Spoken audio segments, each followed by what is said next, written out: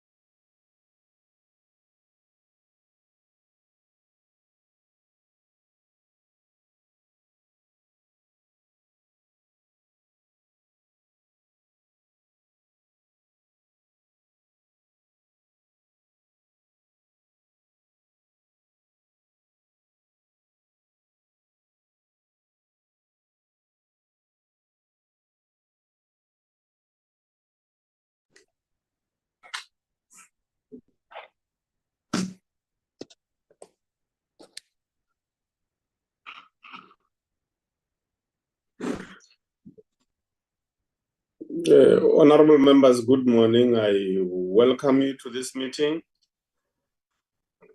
I also welcome the department which has joined us here today. We welcome the staff from the Portfolio Committee on International Relations and Cooperation.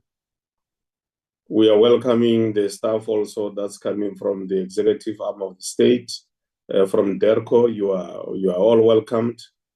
We normally have some of the South Africans who've got interest in matters of geopolitics from time to time.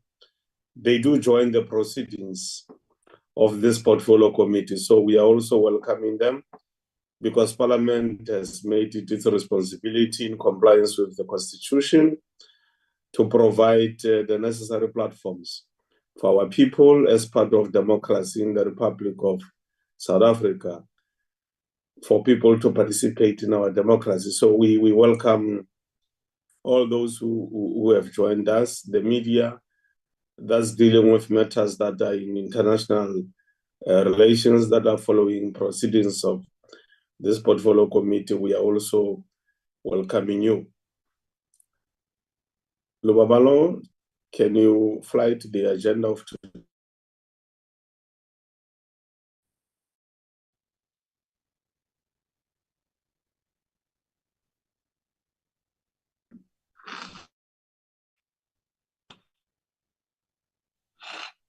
Honorable members, our agenda is opening and welcome apologies, consideration, and adoption of the agenda.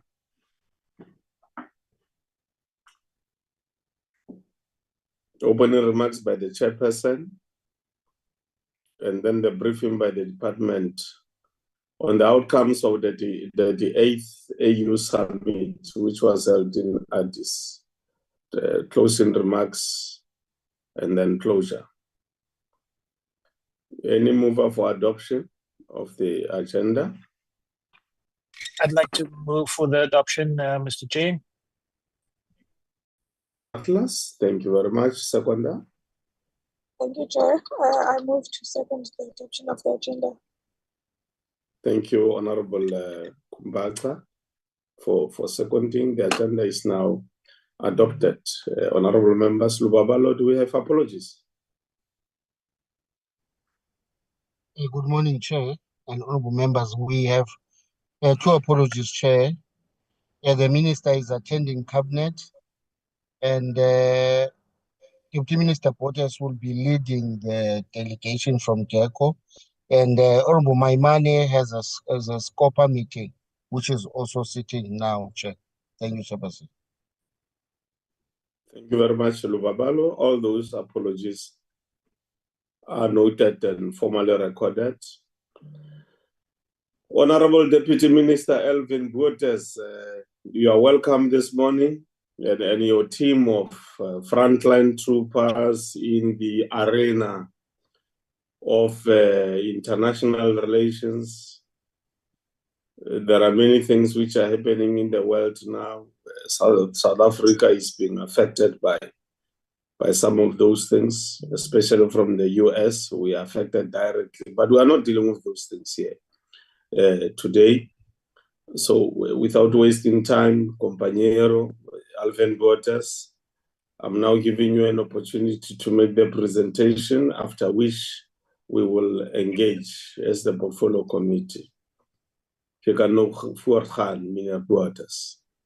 No, Slalo. Thank you very much, Honorable Suprama Mopelo and members of the Portfolio Committee of International Relations and Cooperation. Honorable Chairperson, we are mindful that we are convening on the eve of the 65th commemoration of the Sharpeville massacre, which occurred on 21st of March 1960. On behalf of the Department of International Relations, allow me to present or to foreground our contribution today on the outcomes of the 38th Ordinary Session of the Assembly of the African Union, which convened, Honorable Chair, on the occasion of the 15th to the 16th of February 2025 in Addis Ababa, Ethiopia. President Ramaphosa led our delegation, obviously complemented by the Minister of Derko. The summit, Chair, took place against the backdrop of a world which increasingly characterized as one where there's a poly-crisis, evidently displayed by increased instability, fragility, conflict, injustice. And the world, more than ever, Chair, is more volatile, flux, and insecure. We have also witnessed old alliances and institutions facing new difficulties. And we have observed the fresh coalitions emerging, which not necessarily, Chair, is underpinned by any particular ideological orientation or foregrounded on principles, but rather premise in transactional diplomacy.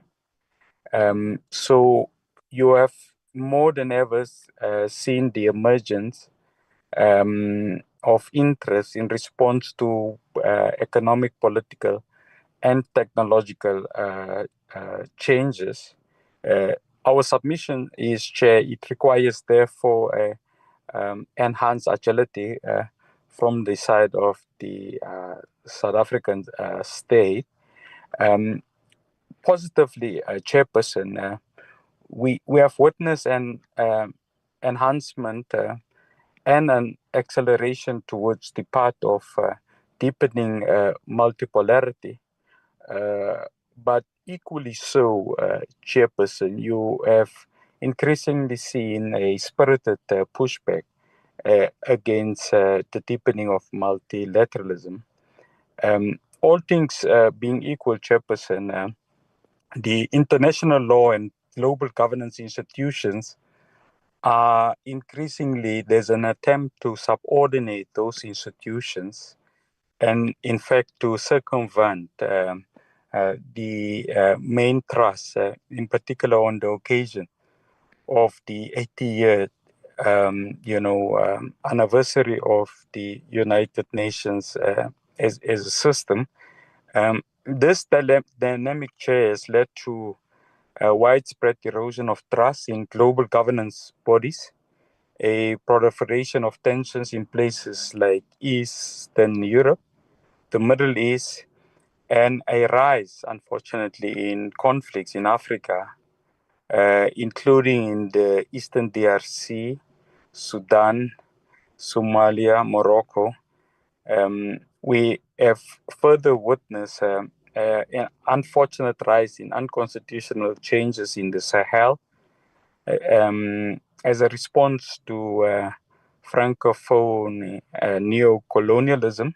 And once again, Chair, we want to give accolades to the Portfolio Committee for having had in the last session accord to actually speak on the difficulties in the Sahel. That is a testimony of the foresight from Portfolio Committee.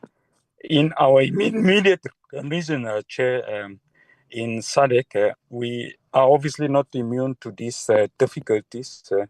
We have seen Mozambique face increased terror attacks linked to extremist network, which prompted interventions from the SADC organ.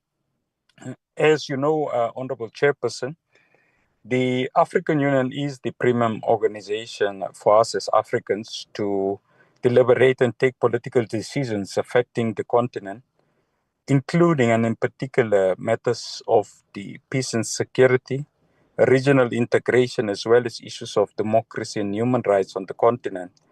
As South Africa, we therefore have made a deliberate effort and point to actively participate in the summit since the advent of the African Union. This is critical, Chair, because our vision of a peaceful, prosperous continent will only be realized if we work together with other member states of the AU in strengthening the union so that it are able to execute its mandate effectively and efficiently.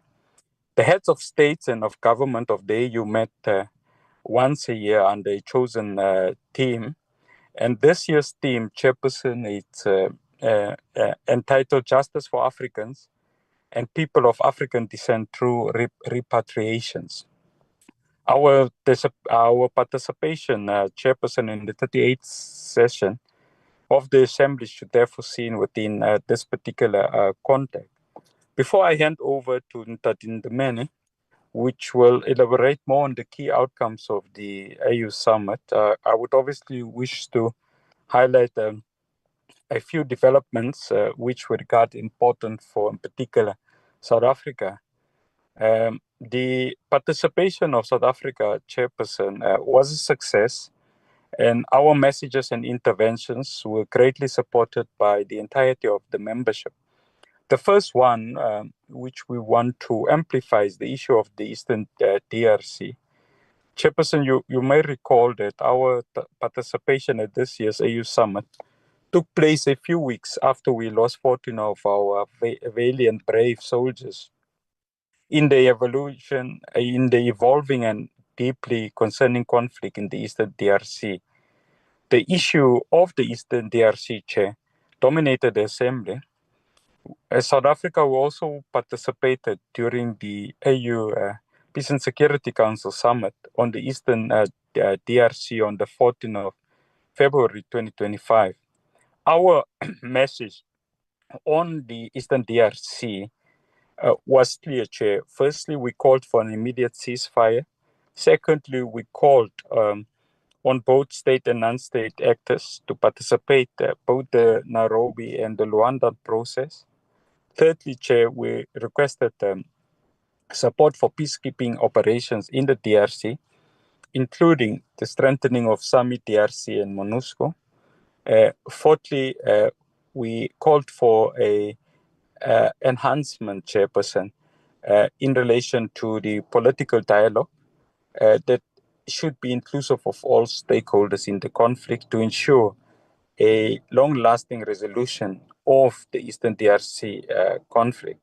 I think Honorable Chairperson and members should note that since the AU Summit, there has been developments that continue to evolve in the Eastern DRC and South Sudan.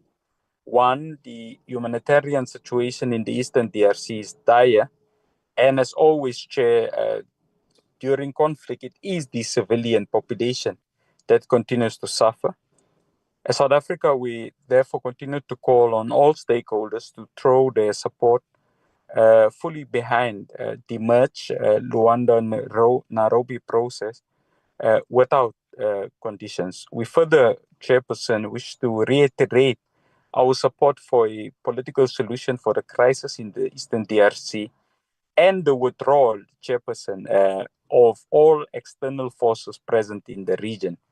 We, as South Africa, remains ready to support the DRC and the region in general to uphold the principles of national sovereignty and nation building, drawing on our own experience. Regarding South Sudan, Chair, honorable members may be aware that South Africa is indeed heavily invested in the peace process in South Sudan through our chairing of the AU High-Level Ad Hoc Committee on South Sudan, the C5, and the role of the Deputy President Mashatile as Special Envoy to South Sudan. Since the summit held in February, Chair, we have borne witness to increased tensions between SPLM in government and the SPLM in opposition, which have escalated, Chairperson, to worrying levels, threatening the peace process. We are monitoring the situation and we support all efforts of the Intergovernmental Authority on Development, IGAD, and the AU Commission Chairperson's call for an immediate end to hostilities. The AU Chair, through the C5, will intensify efforts this year to support the South Sudanese parties to fully implement the revitalized peace agreement. The second issue I wish to highlight, honorable members, is the election of the senior leadership of the AU Commission. Chairperson, we are all conscious of the fact that the Assembly undertook one of its foremost responsibility of electing a new chairperson, deputy chairperson, amongst others, who will lead the AU during the next 4 years. It also appointed new commissioners who, together with the chairperson and deputy chairperson, work as a collective in realizing the aspirations of our continent, underpinned by the 7 aspirations encapsulated in the AU Agenda 2063, our blueprint document, Chair. In this respect, Chairperson, the election of the Algerian as a deputy chairperson of the AU Commission and the election of Ms. Mataboga as the Commissioner for Infrastructure and Energy was critical to ensure our national interests and positions are advanced within the AU and that the organization does not deviate from its original mission, which is espoused in the Constitutive Act of 2000 and calibrated in the Agenda 2063 entitled The Africa We Want. These elections, Chair, came with a lot of responsibility for us.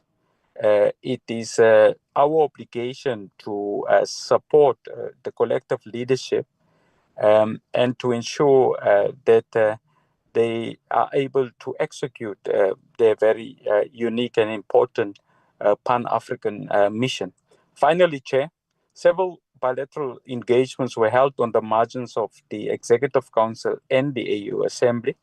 At this point, Chairperson, let me pause and hand over to Ntatin Demeni, Chief Director of AU, to deliver a presentation on the specific outcomes of the summit and to elaborate further on the matters that we have cited. Baie dankie, voorsitter.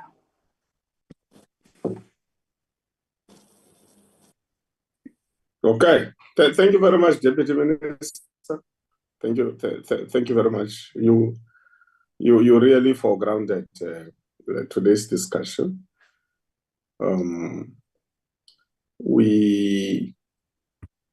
Is there someone from the department who's going to? Yes. Is it Clayson or? Because I know the DG is somewhere. It will be Mr. Ndimeni, Slalo. Oh, okay. Ndimeni. Yeah. Good morning, Honorable Chair. Over to you, Ndadelo Voyo. Yes. I hope you can hear me. Yeah, you are audible. Okay, thank you. No, and the presentation is also visible. Yes, thank you very much. Good morning to you, Honorable Chairperson, and the Honorable Members of Parliament. And again, the Portfolio Committee members, we just wanted to make this presentation. I just wanted to acknowledge the DG who was also on the platform, and also more specifically, Ambassador Losi, our ambassador in Addis Ababa. She's on the platform, and through your indulgence, if she wants to make any additional comments, please. I really would appreciate that. She went through her first baptismal of fire in this recent summit, and maybe her own experiences would be useful to note. Can we go to the first slide, please? And again, thank you to Deputy Minister Botes here for the overview. It makes my work even more easier.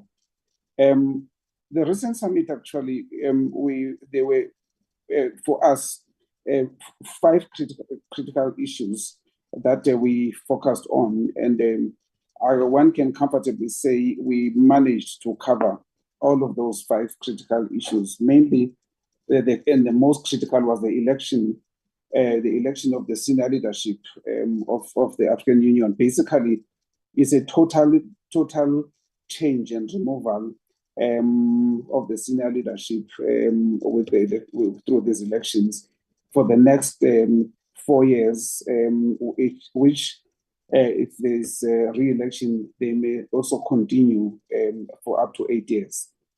Then the outcome itself of the summit also focused on peace and security issues, Some of the issues alluded to by Deputy Minister Bottas were included there, including focus on the C5, the Committee of Five, which focuses on South Sudan, and again, issues pertaining to the DRC, DRC situation. And then the other issue again, it was a focus on the G20. And then again, decisions were taken in relation to annexes and protocols on the African Continental Free Trade Area, which is very strategic for us. And then there was consideration of several reports related to our NEPAD, Africa Peer Review Mechanism, the Africa Center for Disease Control, and then the Committee of African Heads of State on Climate Change. And then we will also just cover the recommendations which we have submitted for our principals to consider going forward. Next slide, please. I wonder if it is possible to add. Oh yes, thank you. That's fine. I think the slides are slightly out of adjustment, but I can figure it out from my gadget. The ordinary session was held on the 15th and the 16th. Ordinary session meaning at heads of state level, and again the delegation was led by President Ramaphosa, who was supported by our minister.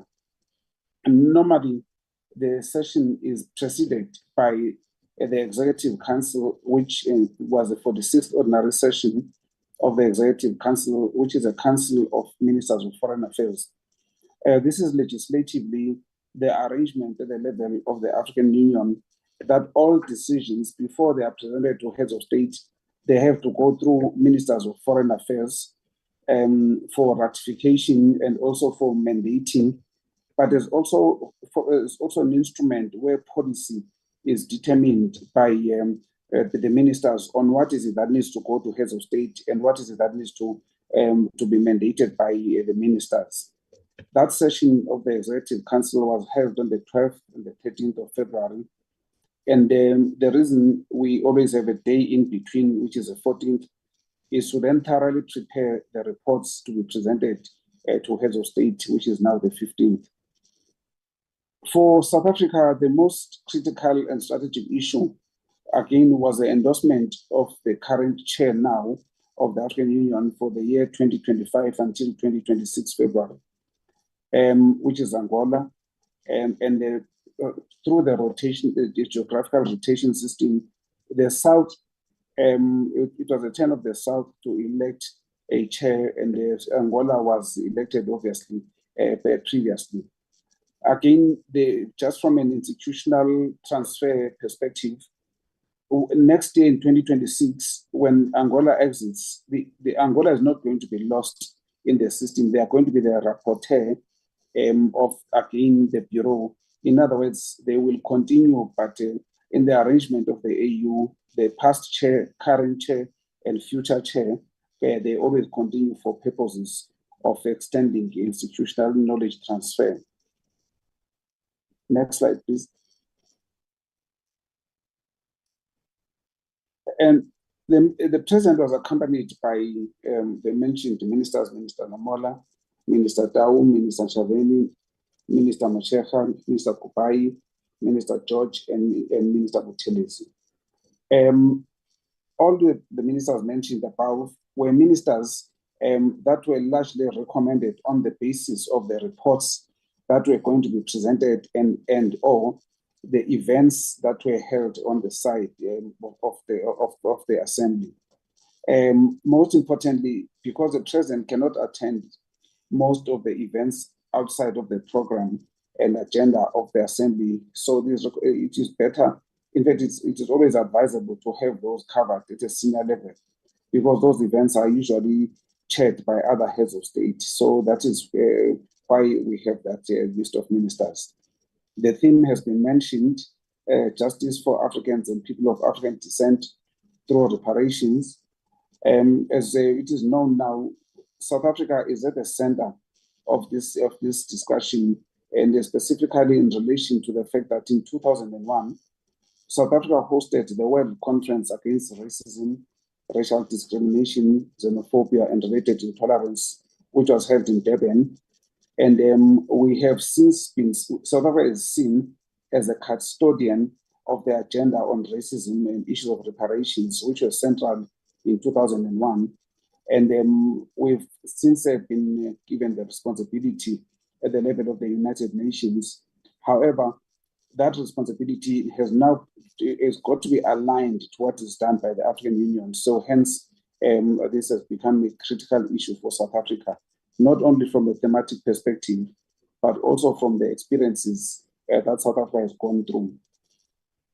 The dynamics, again, throughout the process, that they are normal, but the major issue about the summit itself is the need to manage those dynamics before the Executive Council and the Assembly they begin. And we are often in a position to influence that through our engagement through what is called the Permanent Representative Council.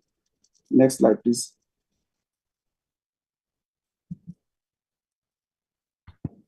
The Assembly elected the new chairperson, which is the Minister of Foreign Affairs of Djibouti, Minister Mahoud Ali Yusuf, and the deputy chairperson from Algeria, Ambassador Selma Malika Haddadi.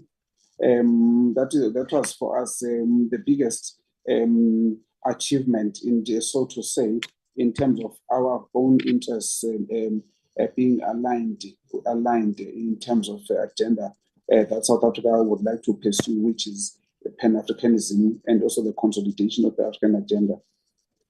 The Assembly also appointed new commissioners, and now it is known amongst the commissioners, we successfully were able to lobby for the election and into the new cohort of the leadership of the union. Ms. Lerato Mataboge is a new commissioner for infrastructure and energy.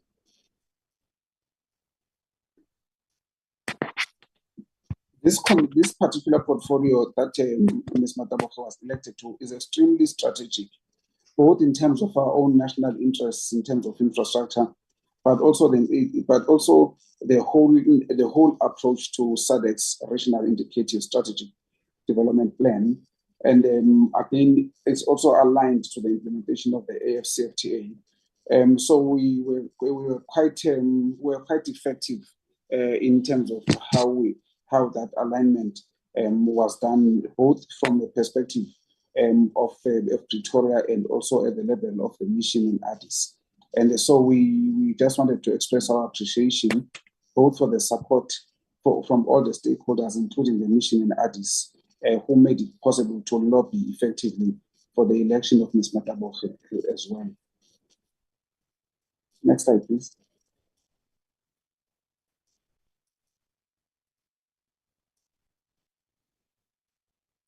Can you go to the next slide? Well, on the issues of peace and security, the Assembly is focused on the situation in the Eastern DRC. It is known now in the Eastern DRC that the conflict ranging from Goma to Ituri, and which is now headed as the southeastern DRC, has created a lot of anxiety and challenges. The Assembly expressed grave concern on the evolving situation in the Eastern DRC.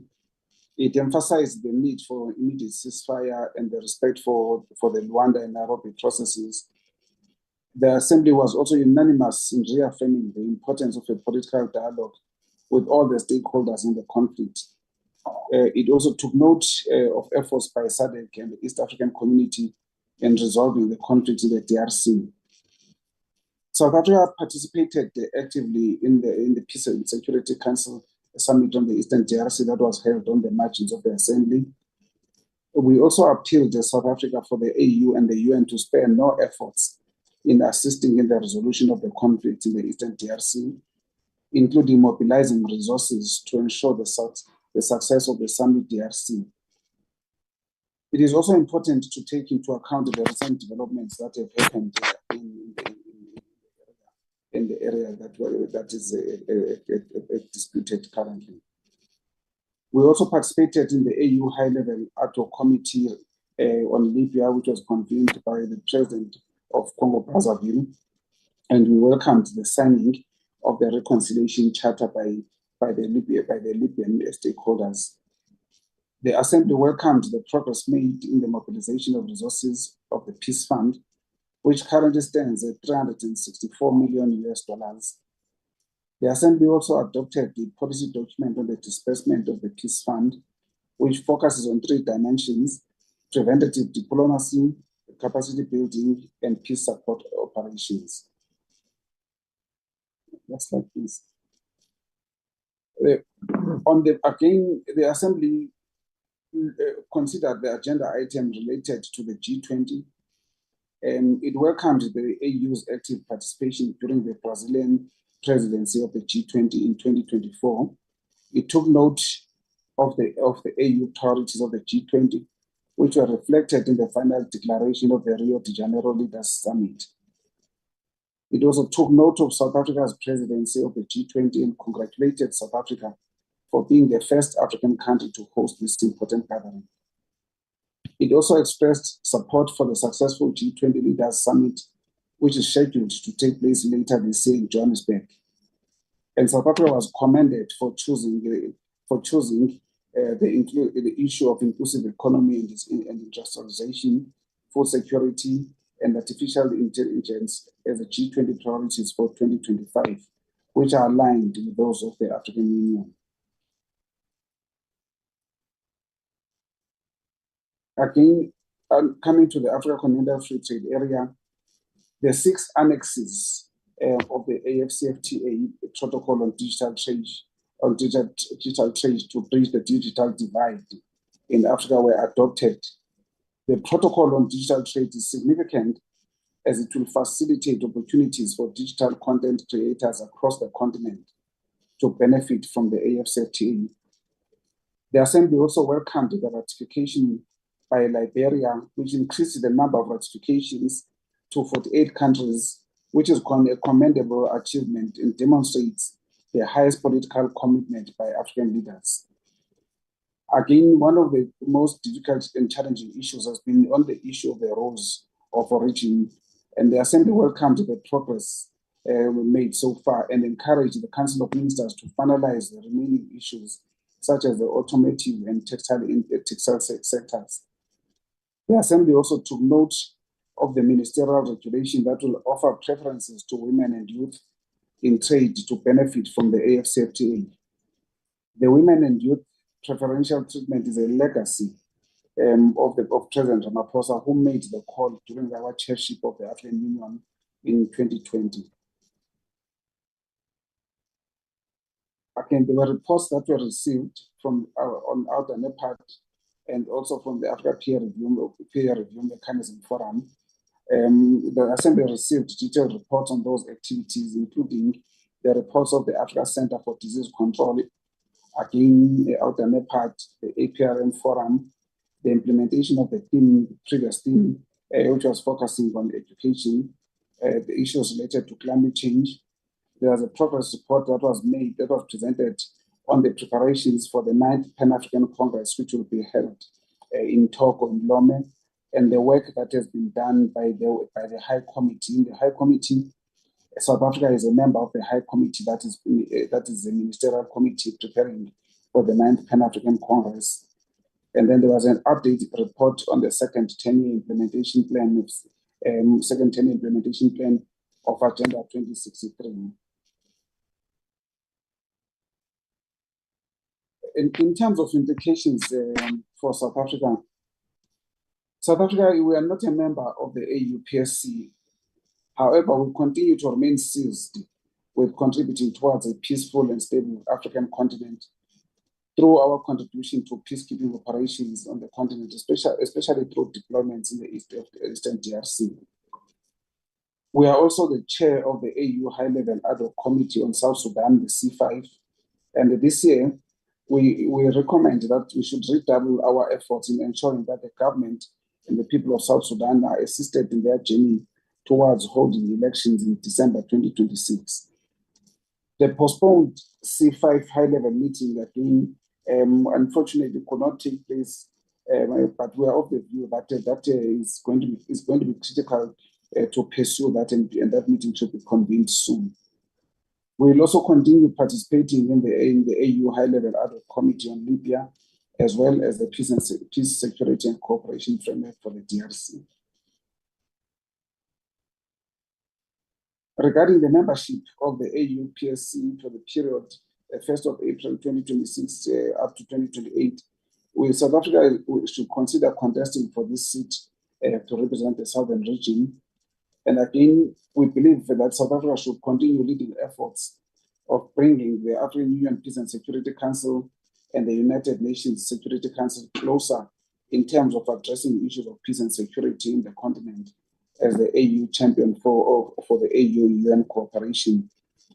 Right now, we have a team that is in New York, which one of the colleagues, Dr. Siutula, is attending, which is looking at the whole nexus between AU-UN cooperation, amongst other issues, and the funding of mandates that are related to the AU-PSC. On the AFCFTA, South Africa continues to encourage those countries which have neither signed nor ratified the agreement pertaining to the AFCFTA. We consider that we should be working together with other state parties to the AFCFTA to finalize the outstanding rules of origin in the automotive sector and textiles. We continue to participate in the guided trade initiative and also to expand the exports to the rest of the continent under the AFCFTA preferential rules. On the G20, we are working very closely with the AU Commission and guest countries from Africa to ensure that South Africa's presidency of the G20 places Africa's interest at the center of the G20 agenda.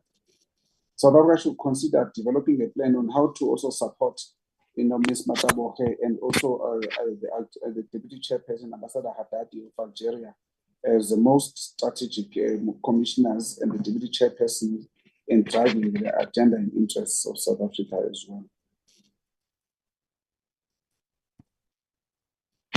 With that brief presentation, Chairperson, we would like to conclude by thanking you for taking the time and listening to the presentation, especially on AU matters. And with your indulgence, I really wanted to ask if there's any additional issues Lucy would like to add as well. But thank you very much. We certainly appreciate the interest that is taken by the portfolio committee, especially on issues of the African Union.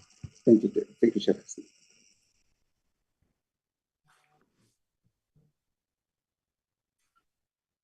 Thank you very much for that presentation, Nkhonne. You got cut a little bit. You were saying you are requesting who to do what?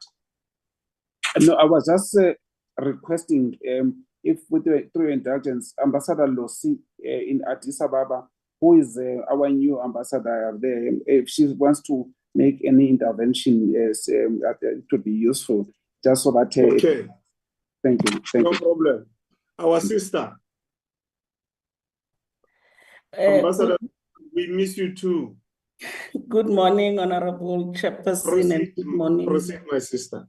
Good morning, Honorable Chairperson, and good morning to the honorable members of the Portfolio Committee. I think my Chief Director has summarized the presentation very well. Thank you very much, Chairperson. It was good to hear from you. It has been a while. Honorable members, that's the presentation. We can now have participants.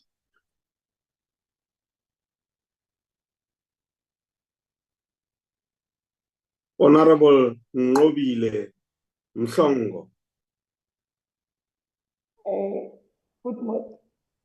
Good morning to Chair. Good morning to the colleagues and the ambassador there in Addis Ababa. I hope I am audible, Chair. Yeah, you Am are I audible. You are audible with a nice picture of the Parliament of the Republic of South Africa. Thank you, Chair. Chair, no, man, we really welcome this presentation and really welcome the participation of South Africa in AU. And our first perhaps point of departure will be that we must really take this opportunity, Chair, to wish His Excellency Yusuf and the entire team that has just been elected to serve their 4-year term, starting which has started, I think, last week after being elected in February. Joel, yes, retain. Chair.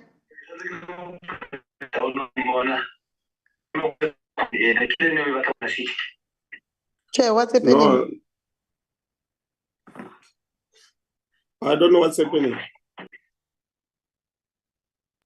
You are okay, my sister, you can proceed. Oh, okay. No, so we must really take this opportunity and wish the new team, the new chair of AU, His Excellency Yusuf, well for his term. And that really, we hope this term seeks to bring justice for Africans as it's the theme. And that in line with AU, this new term must seek to promote African unity and cooperation, then move also to advance economic and political integration, promote democracy and human rights and good governance in order to coordinate activities of African regional organizations and when they speak on behalf of Africa at a global level in a manner that must demonstrate the richness of Africa and ensure that the mineral wealth and natural resources are used to build Africa as the biggest economy in the world. Our economy must be big, Chair, because we are very rich in terms of natural and mineral resources. Now, we must also, Chair, take this maybe opportunity to really welcome the decision by SADC to terminate the mandate of SEMI-DRC and commence with the withdrawal of our troops. However, Chair, this decision really is long overdue and has really reaffirmed the position that has been held by the EFF consistently, that South Africa's military was ill-equipped for this deployment and that the mission was really unsustainable. Now, our troops they are going to be withdrawn in a phased manner. Sadly, Chair, this withdrawal of our troops really comes after significant losses on the battlefield. Additionally, Chair, we hear that hundreds of SAMI-DRC troops, including South African troops, remain under M23 control. Now, Chair, this for us raises serious concerns about their safety and lack of strategic planning in the whole mission. Now, yesterday, Chair, the 18th of March, they were supposed to begin the peace talks between DRC government and all stakeholders in DRC, including your M23 and any other interest groups there, through the Luanda and Nairobi process. Surprisingly, Chair, this meeting we learned with shock at night that it was now held in Qatar, convened by the King of Qatar. Now, Chair, we must really question African states that African problems at all material times will require African solutions. I don't know what informed that. I don't know if perhaps SADC and AU will update us on what led to this meeting, the Luanda and Nairobi process to now move to Qatar and not sit in the African state, in any of the African states, and have African leaders intervening. Because Chair, it's really surprising because where we sit, we know that the Middle East has many problems of their own. Perhaps they should be really channeling their energy and direction to resolve problems in the Middle East of their own. So we know the involvement of Qatar. They tried to also get involved with Israel and Palestine. There was a momentary ceasefire, which has since not lasted. We have now seen Israel is full force continuing to fire there in Gaza. So I really don't know when we seek intervention from any other country as Africans outside of getting solutions amongst ourselves. What is it that we seek to achieve? Why is it that we seem to have more confidence in leaders of the other continent than having faith and trust in the leadership of our African states? So we must really question all African states about requiring solutions outside of Africa. Now, Chair, we must state that 5 billion that was presented as well by the Minister of Finance, that was earmarked for South Africa's involvement in semi-DRC, must now be redirected towards strengthening our own defense capabilities in order for us to ensure that we are adequately equipped should another need for peacekeeping occurs, because there will always be a need as long as guns are not silent in Africa. There will always be a need for peacekeeping missions. So we must really take this opportunity and take that 5 billion and redirect it to really capacitate South African National Defence Force. Now, Chair, you will remember that AU almost 10 years ago, they resolved that for the African states to prosper, there is a need to end all wars, civil conflicts, gender-based violence, violent conflicts, and prevent genocide in the continent by 2030. Now, this priority has now been shifted to 2063 goal. I think as South Africa in our participation in AU, Chair, we must really advocate that the silencing of guns needs to be given a high priority. It must be something that is high on the agenda of AU to really bring or silence guns in Africa, to begin to bring peace, security, and stability in Africa. Because if you look at what is happening in the Sahel region, Chair, it's really disturbing.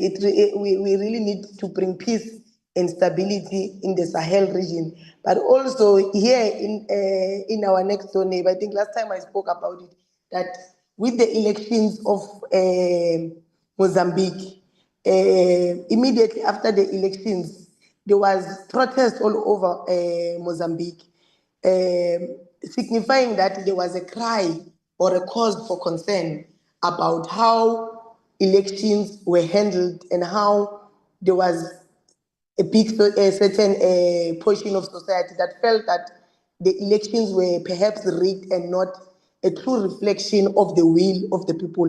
So we must be able to caution all African states that power is not entitled. You are not entitled to power. African, especially former liberation movements of Africa, ought to understand that power, you get given power through the vote, and once majority have lost confidence in you, you must be willing to walk away with your dignity intact. But really, we can't continue with having so many conflicts and in Africa, and we keep a blind eye, Chair. We are not fully participating or hearing what is the AU. I don't recall getting the views of either the AU on what is their views on that issue of Mozambique after the elections. Do we really want to be in Africa where young people as young as 15 years can be killed in a protest, and we continue as if it's business as usual? Cannot be that in a protest, which is really a protest, is a democratic right, that when people are protesting, our own citizens are protesting when they feel their democratic rights have been violated upon, or they are disgruntled because of the outcomes of a vote which is supposed to be democratic, and really they then get killed in that protest. And as AU, we just keep quiet, Chair. We continue, or we turn a blind eye. I'm not sure if when AU decides to turn a blind eye, they do it because that injustice is done by a political party or a state which is led by a political party that perhaps they are friends with, or perhaps they are in agreement with. It's the same, like I've always questioned, how do we have, as South Africa, a democratic state, or any other country in Africa, how then do we get to have a relationship, a working relationship with a country like Swaziland? It baffles me, Chair, because there's no democracy there. Political party leaders of Swaziland are exiled, and are exiled here in South Africa. Yet South Africa continues to enjoy diplomatic relationship with Swaziland. We continue to work with them. Then it baffles me on what's really our stance as a country when it comes to such issues, when we are our democracy, we know it's a result, is as a result of solidarity that we have received from through the African continent and all over the world. So then we turn a blind eye when injustices are happening right at our doorstep. I'm happy that on the presentation as well, we spoke about the issue of digital divide in Africa. It's really, I'm not sure my network is a problem now. I'm starting to hear myself here. Okay, I hope I'm still audible enough. Chair, I'm happy we spoke about the issue of digital divide in the presentation.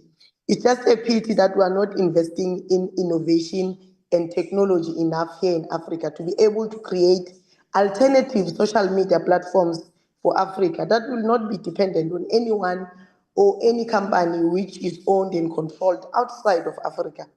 Take, for example, Chair, the issue of the growing use in South Africa and in Africa of X, which is formerly known as Twitter. Now, that platform, Chair, is owned by a fellow, Elon Musk, who has taken a deliberate program to spread lies and misinformation about our country. Now, if we can go and look at our friends in the global space, if you look at China. Hello? There's somebody else who's speaking. Okay. Now, if you can look, example for, to our friends. Sorry, Honorable Ngobile. Ntate Joe Davis, I think He's left now. Unmuted your mic. Yeah, he left the meeting, Chair, now, I think. Well, proceed. Thank you. So if you look at our friends, the Chinese, then a platform like Twitter is not there, it's not being used, but they're doing very well. So we ought as Africa to look for alternative social media platforms that will begin and be, African social media platforms, so that we are able to be in the social media space on our own terms and not rely on anybody who can at any time decide that I am shutting down X, I'm shutting down TikTok, I'm shutting down Facebook in Africa, I'm shutting down, which is popularly now, means of communication. If you can go, I'm sure even yourself, Chair, you are on Facebook perhaps, and X and TikTok, because most people are generally on those platforms, especially young people. You know what troubles me about this thing of TikTok is that in the other states outside of Africa, TikTok influencers, they get paid for making videos and creating content. Then they get paid for that. But when you come here at home in Africa, we are not paid. You find that a TikToker has over 10 million followers. Yet, when they make content, they don't get paid. That tells you that there is a space, there's a need for a market, that Africa must begin to create their own social media platforms in order for us to be competitive, to be at the space. And I'm saying that China is a very good friend of South Africa. We can learn a thing or two from the Chinese. We can go to them, ask them how they then have such huge social media presence and platforms without relying on the West, which is something very good. We must go and learn from our friends and then come back and see how best we can implement it here at home, but also it will mean and need a deliberate plan to invest on the youth, to invest on technology, to invest on, science and technology, and to invest in innovative ideas from the youth. The other thing here we really need to fast track is the issue of one passport in Africa. I think the AU must ensure that this happens in our lifetime, Chair, that we have that one passport for Africa so that we are able to move easily and trade amongst ourselves here in Africa, but also, Chair, to expand on the issue of the African trade area. In order for us to trade well, Chair, I think there's an opportunity. We must begin to, it's a good thing that we got to get elect Ms. Matabuha to represent us in AU in terms of infrastructure development. It is an opportunity for a company like Transnet, our own. We've got, to begin to explore, to take Transnet in the whole African continent. We can begin small, Chair, by taking it throughout SADC and really begin to have continuous and consistent trains and build rail lines for the ease of movement of goods and people in the whole African continent to connect Africa, Chair.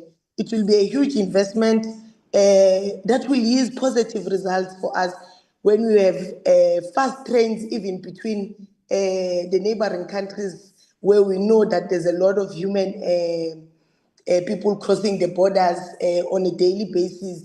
If you look at how busy the Beit Bridge is, Beit Bridge border gate is, if you look at how busy the Libombo border post gets to be. So those are opportunities, Chair, that we ought to explore, we ought to take. We're saying, here is Transnet, let's use it, let's get a voice. Any opportunity that gets to be given to South Africa, Chair, must be taken with both hands, and we use the opportunity to advance not only our interests as South Africa, but also the interests of the continent, and say, look, we want to trade easily amongst ourselves. How do we trade? Trade means transport. We are going to transport goods to one another. How do we then ensure that the goods that we transport between ourselves gets to be transported in our own transport systems as Africa? How about we build rail lines, rail networks to connect the African continent? And here is Transnet presented, and let's work together and we present, new rail networks, new corridors to connect Africa and also to trade amongst each other. That will be something very good, Chair. We'll leave a proper legacy for future generations to come. So we really need to have these issues looked at, Chair, and ensure that our delegates that participate, that are in AU, get to push this interest of South Africa, this interest of having one passport for Africa, to really be have one African passport, and also to look in this issue of how best we get our home affairs in issue of documentation being integrated, so that we really deal away with anybody who seeks to say that Africans, when they move up across the African states, then it's easy for them to commit crimes, they will not be traceable. We then deal away with such stereotypes and such issues, Chair, that, okay, now as Africans, we have one consolidated platform that we use to consolidate our human population in one is consolidated. We've got one passport. We're able to trace each other. We're able to know that Mobile Mhlongo is now in Ethiopia. We're then able to keep track on the movements of ourselves here in Africa. I think we must really, these are the issues that we ought to ask that get to be prioritized, Chair, and be top of the agenda. And we must also, Chair, really salute the countries, some of the countries there in Sahel, Mali, Burkina Faso, and Niger. They've withdrawn from IOF, the international group of French. Now, this for us is a bold step, is a bold, commendable step that seeks to ascertain their sovereignty and to really redefine their identity. They are breaking away from the OIF, which has long been seen as a remnant of French influence, which really aligns with their broader efforts to achieve independence from neoliberal frameworks. So this is a pivotal moment for AES to chart a new course, culturally, politically, economically, which is free from external dictate. So as Africa, we must free ourselves from neoliberal colonies. We must free ourselves from those who have colonized us before by getting rid of these unions that they established here in Africa for their own nefarious agendas, to push their nefarious agendas in Africa in order to exploit us and leave Africa poorer and poorer and take away our mineral resources and natural resources. So we must really begin to appreciate brave countries that walk away from such arrangements, and we must begin to appreciate that and encourage it from happening in the whole continent. Chair, the other thing we need to look at and follow up, it was there in the presentation, is the issue of South Sudan. The elections of South Sudan were supposed to happen, have still not happened. Now we are looking they are looking into having elections in South Sudan by 2026. What is the roadmap? What is our involvement? How then do we get there in a situation, fair situation, peaceful manner, to get to have elections in South Sudan in a proper democratic manner, in a manner or in an environment where citizens of South Sudan don't get to be intimidated by anybody. So those are the issues we ought to prioritize, Chair, in AU, and we hope even our ambassador who's there in Ethiopia, because of the offices of AU being there in Ethiopia, really gets, when they interact there, gets to champion these issues on our behalf, Chair, and we get the buy-in of the whole continent. But as I close, Chair, we need to get a briefing and a report back really on this Luanda-Nairobi process, on what happened. How then do we move from here? What is the way forward, since it was now in Qatar, and how is then going to bring a lasting solution in Africa? Yeah, I think I will just end here for now, Chair. Thank you. Thank you very much, Honorable Ngobile Mhlongo. Honorable Smith.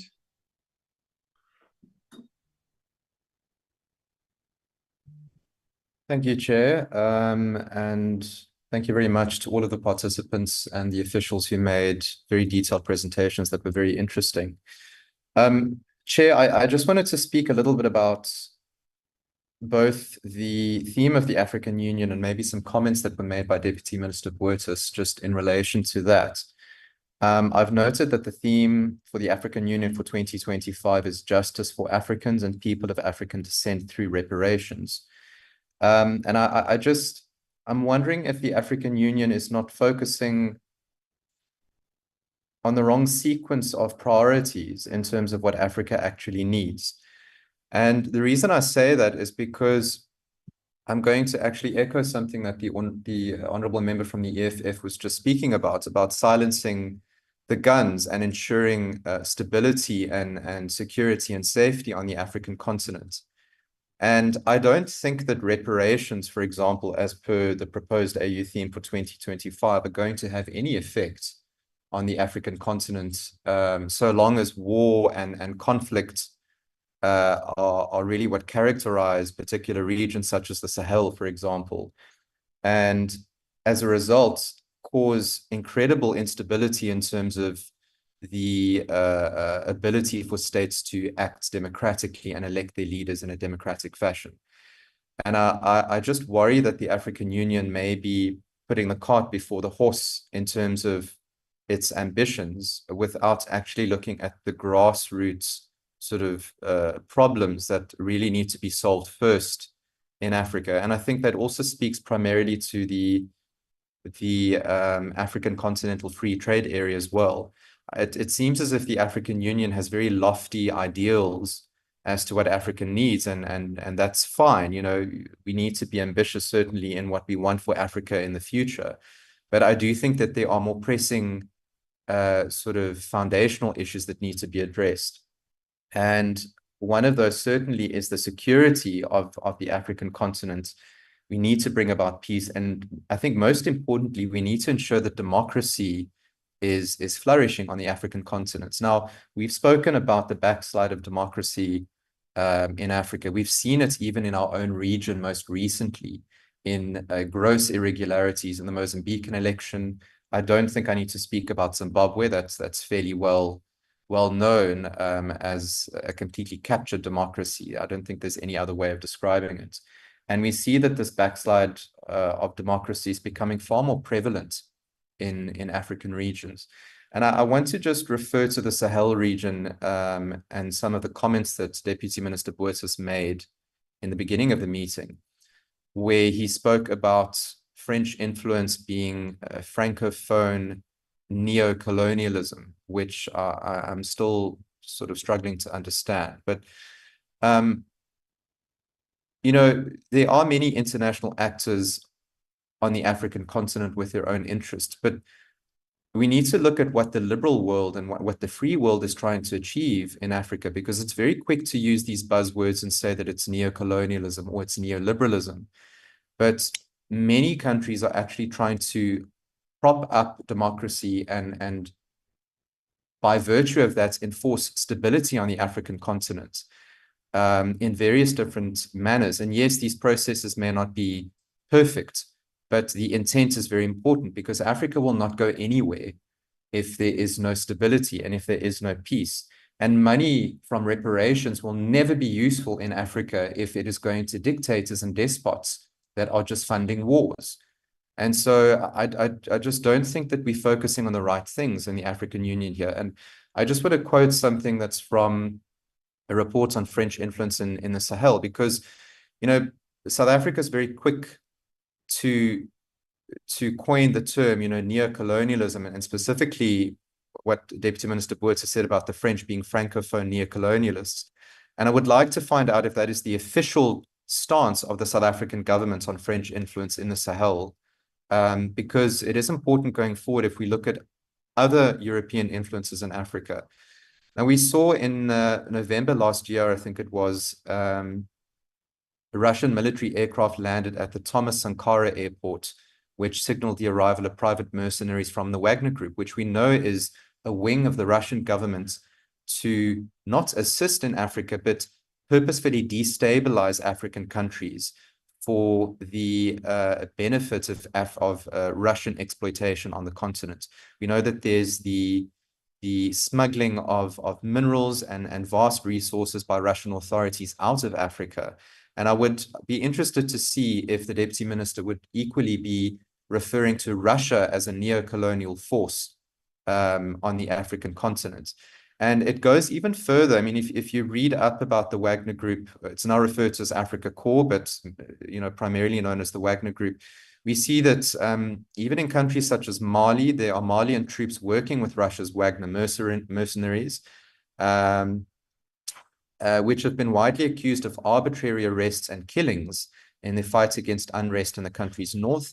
And we even see that they are aiding and abetting, the Russians are aiding and abetting media professionals or the silencing of media professionals in Mali, which have described an increasingly authoritative atmosphere in the country that has hindered their ability to report without bias. And this is causing greater issues in the region, because we see that there's an inability to report on issues happening in the Sahel, for example, in a manner that is unbiased. And I would be interested to see if South Africa has an equal condemnation for the Russian influence in Africa, certainly in the Sahel region, if we are going to refer to French influence as Francophone neocolonialism. And I think it's even more crucial for us to look at this because, Chair, we are not on very good terms with our traditional allies in the free world at the moment. And I'm not going to go into the merits of that because I think that it's quite obvious what's happening with our relations with the USA. But I do want to speak about Deputy Minister Botha's comments in relation to the deal that was signed with the European Union last week. Now, we've secured a 94 billion rand trade deal with the European Union, which affects a variety of sectors and essentially is plugging the gap left by the USA in many respects in terms of addressing South Africa's green energy transition. And I don't think that I actually think that it's quite reckless for the South African government to be referring to EU member states as neocolonial forces when we have long-standing trade relationships with the European Union and its member states. And we need them now more than ever. We cannot afford to be so reckless in our international dealings in this manner. And I just wanted to raise it on this platform because it is highly problematic that South Africa can really think that they can act without impunity in the way in which we conduct our business on the international stage.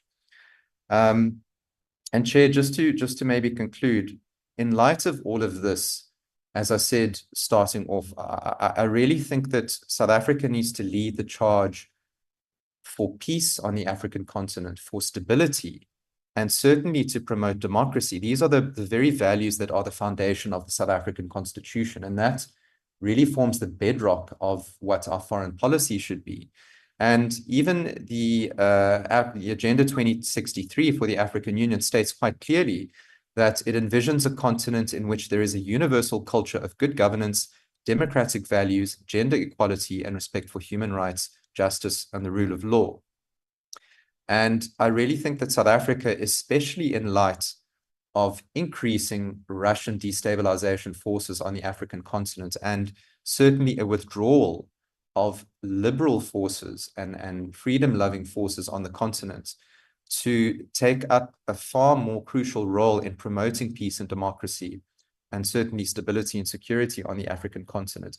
I do feel that that's far more a pressing issue in Africa than demanding reparations or justice for Africans. Yes, there is a need for justice for past atrocities on the African continent, but as I said previously, money or any resources that are allocated to Africa for justice purposes or for redevelopment will go nowhere if we are continually funding wars and if there is no democracy and democratic institutions to ensure that this money is actually going where it needs to go to. So I just wanted to make that comment, Chair. And if I may pose a question to Deputy Minister Botha, I'd just like to know if this is the official stance of the South African government on French influence in the Sahel, and what the Deputy Minister would refer to other European influences in Africa as. Thank you.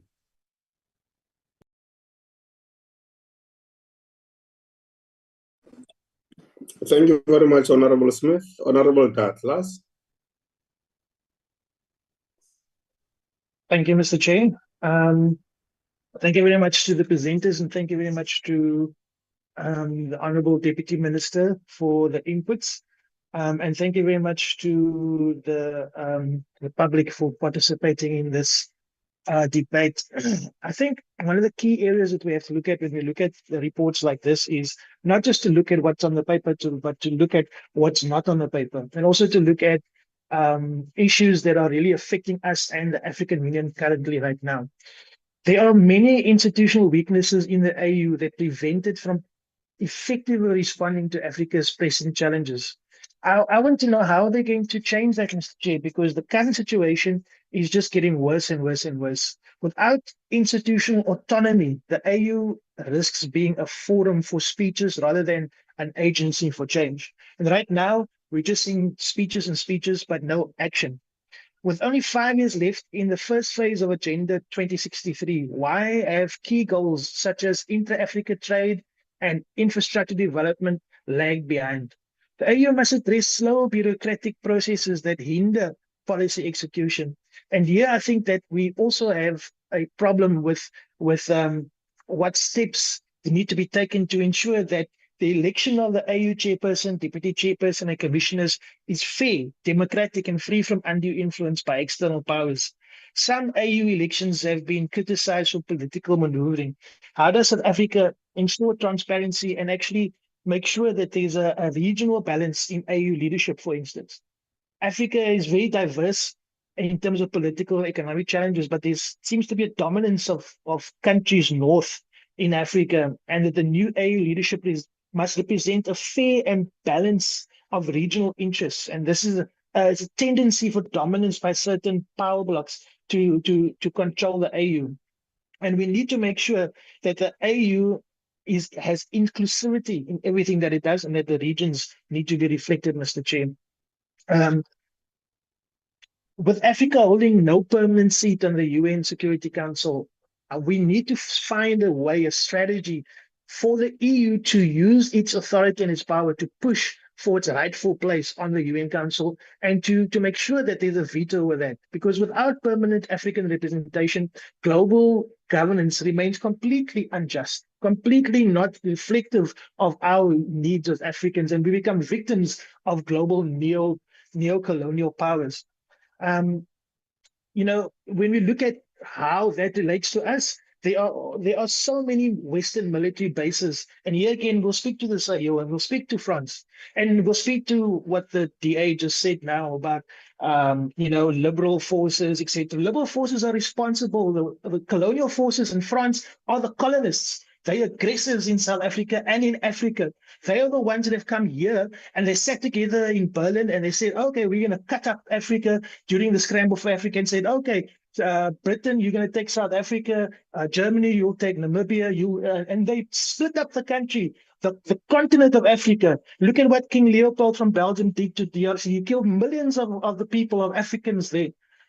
They are the aggressors, and now they're trying to change the narrative. They're trying to paint themselves as if they are the moral high ground. No, sis, you guys are the people that aggress us. You are the ones that owe us reparations. And the AU has a right to put the theme for reparations, because we still don't have our land backs. We still don't have our resources back. We still don't have anything that can free our people from poverty in Africa because of these neo-colonial forces that are refusing to leave our continent. What are they doing here?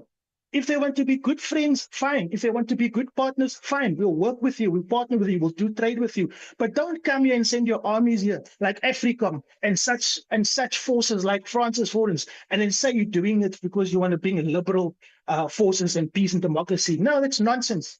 What you're trying to do is destabilize the country, and what you're accusing Wagner and what you're accusing the Russians of doing is exactly what the French have been doing, exactly what America has been doing, exactly what the West has been doing in Africa for the last 30, 50, 100 years. So don't try and change the narrative. The narrative is, well, the West needs to own up to the fact that it has done horrendous mass executions, genocides. It has killed people, removed them from their lands, and stolen raw minerals to establish and industrialize their economies at our people's expense. And then now, when we stand up as Africa, whether it's in the Sahel or here in South Africa or anywhere else, they want to paint us as the aggressors. No, that's rubbish, and it's a lie, Mr. Chair. So we need to start calling things the way they are. We need to look at the AU leveraging BRICS partnerships, especially with China and Russia, to counterbalance Western economic dominance. Africa must prioritize economic diversification to avoid dependency on any single global bloc. You know, we are Africans, and we must put Africa first. The resources of Africa must be used to set Africa free. We have the right knowledge. We have the right ability. We can partner and get the skills in. We don't need to be held accountable to any one nation or to the West or to France. We don't need their technology. We can get technology from anybody else. We don't need their skills somewhere else. We can buy it. We have enough resources to buy it. So, Mr. Chair, I think that the union needs to understand where we come from, and so does the rest of the world. We are in a different phase in South Africa. You know, we need to challenge legally the lack of reparations. We need to legally challenge the genocides that was committed against us. We need to legally challenge the legitimacy of these foreign-owned companies coming in here, taking our resources and doing nothing for the people.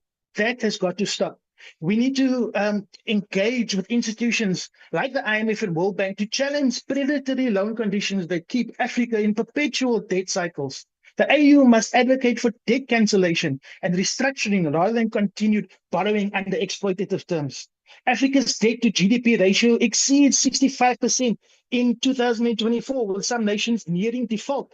How will the AU ensure that new loans and development finance serve African interests first rather than foreign creditors?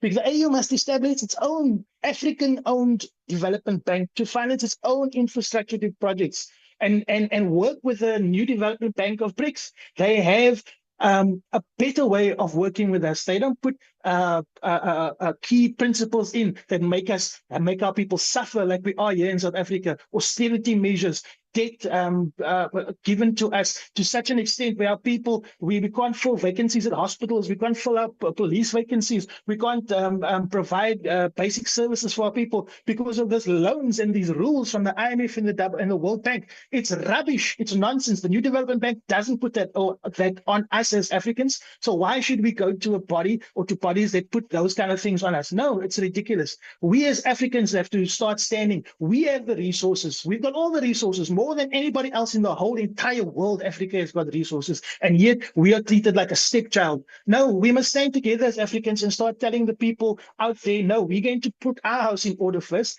We must have an African standby force and strengthen our standby force so that we handle our own issues on the planet.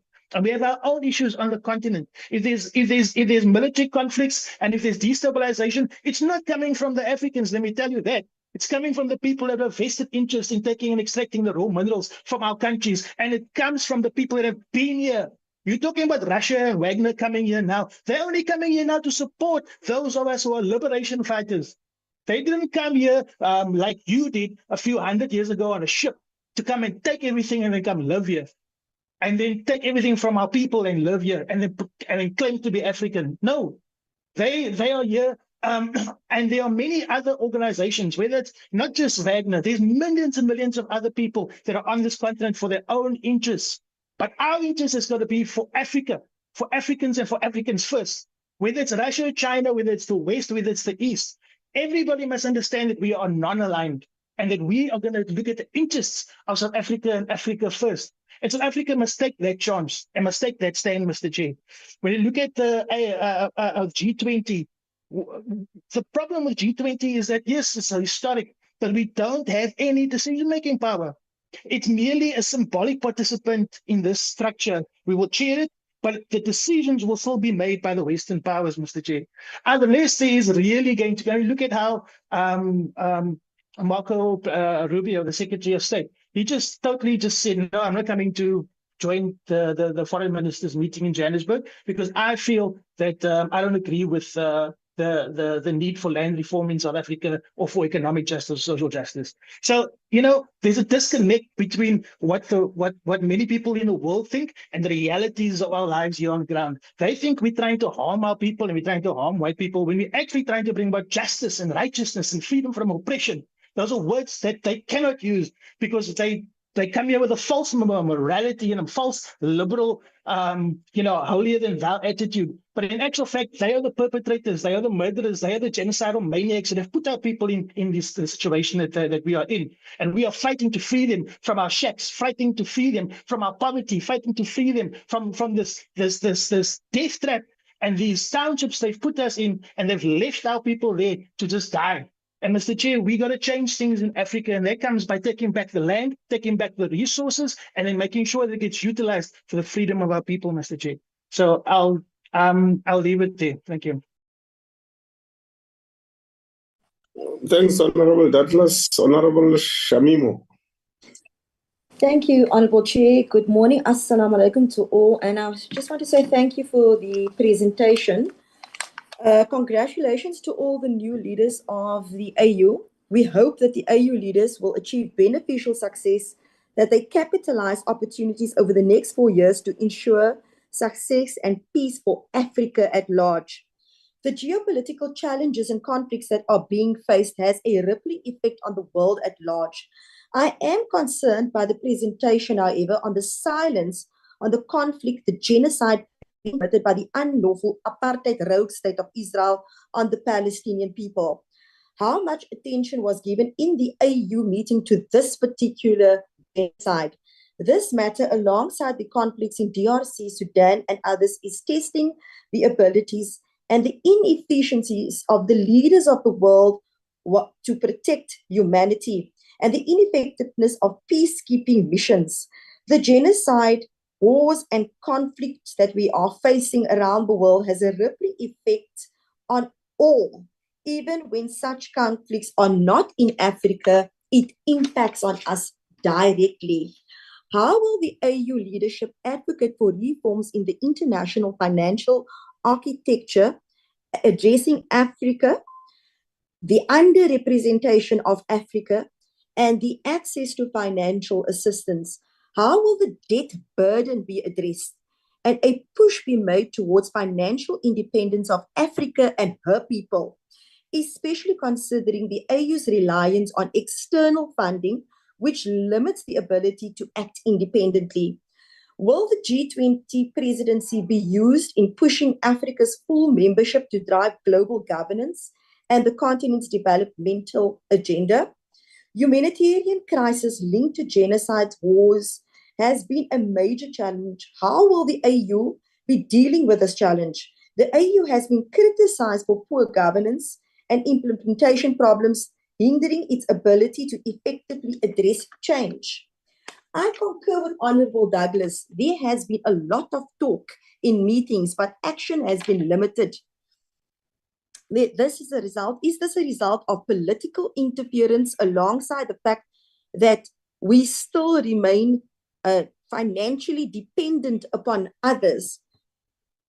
Africa, we need to remain independent. We have the resources and should hold on to our resources to the benefit of our people. Why are we constantly selling out on our resources to the benefit of others, to the point where we have to purchase the completed product back from another country, which actually evolved from African resources? We need to stop sucking up to entities such as the US and others. We are not dependent on the US. They need us as much as we supposedly need them. AU needs to ensure the independence, peace, and put Africa first. How often is AU consulted with by the US? AU needs to promote trade, investment, and economic integration to the benefit of Africa. I thank you.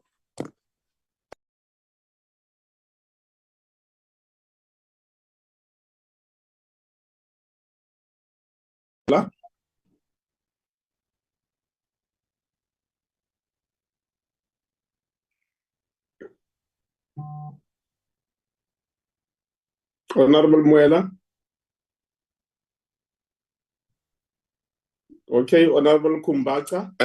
Thank you. Okay, thank you. Okay, Honorable Muela, proceed. Thank you, Chair. Let me start by greeting yourself and also the Deputy Minister, Botes, and all our ambassadors who are present in the meeting, the honorable members and everyone in the platform. I think, Chair, first and foremost, let me start by congratulating Angola for being endorsed as the new chair of the AU, and also congratulate everyone who was elected in the assembly to ensure that they pursue the struggle of the African continent. We also want to welcome all the proposed approach and the resolution which were taken in the assembly, most particularly on the issue of digital trade, which is aimed at bridging the digital divide in the African continent. Chair, the African continent is the most rich continent with regard to raw materials, but is the most regarded poor continent in the continent, poor continent in the world, most particularly because we don't have a view on how we are going to utilize our raw materials to be able to assist our people.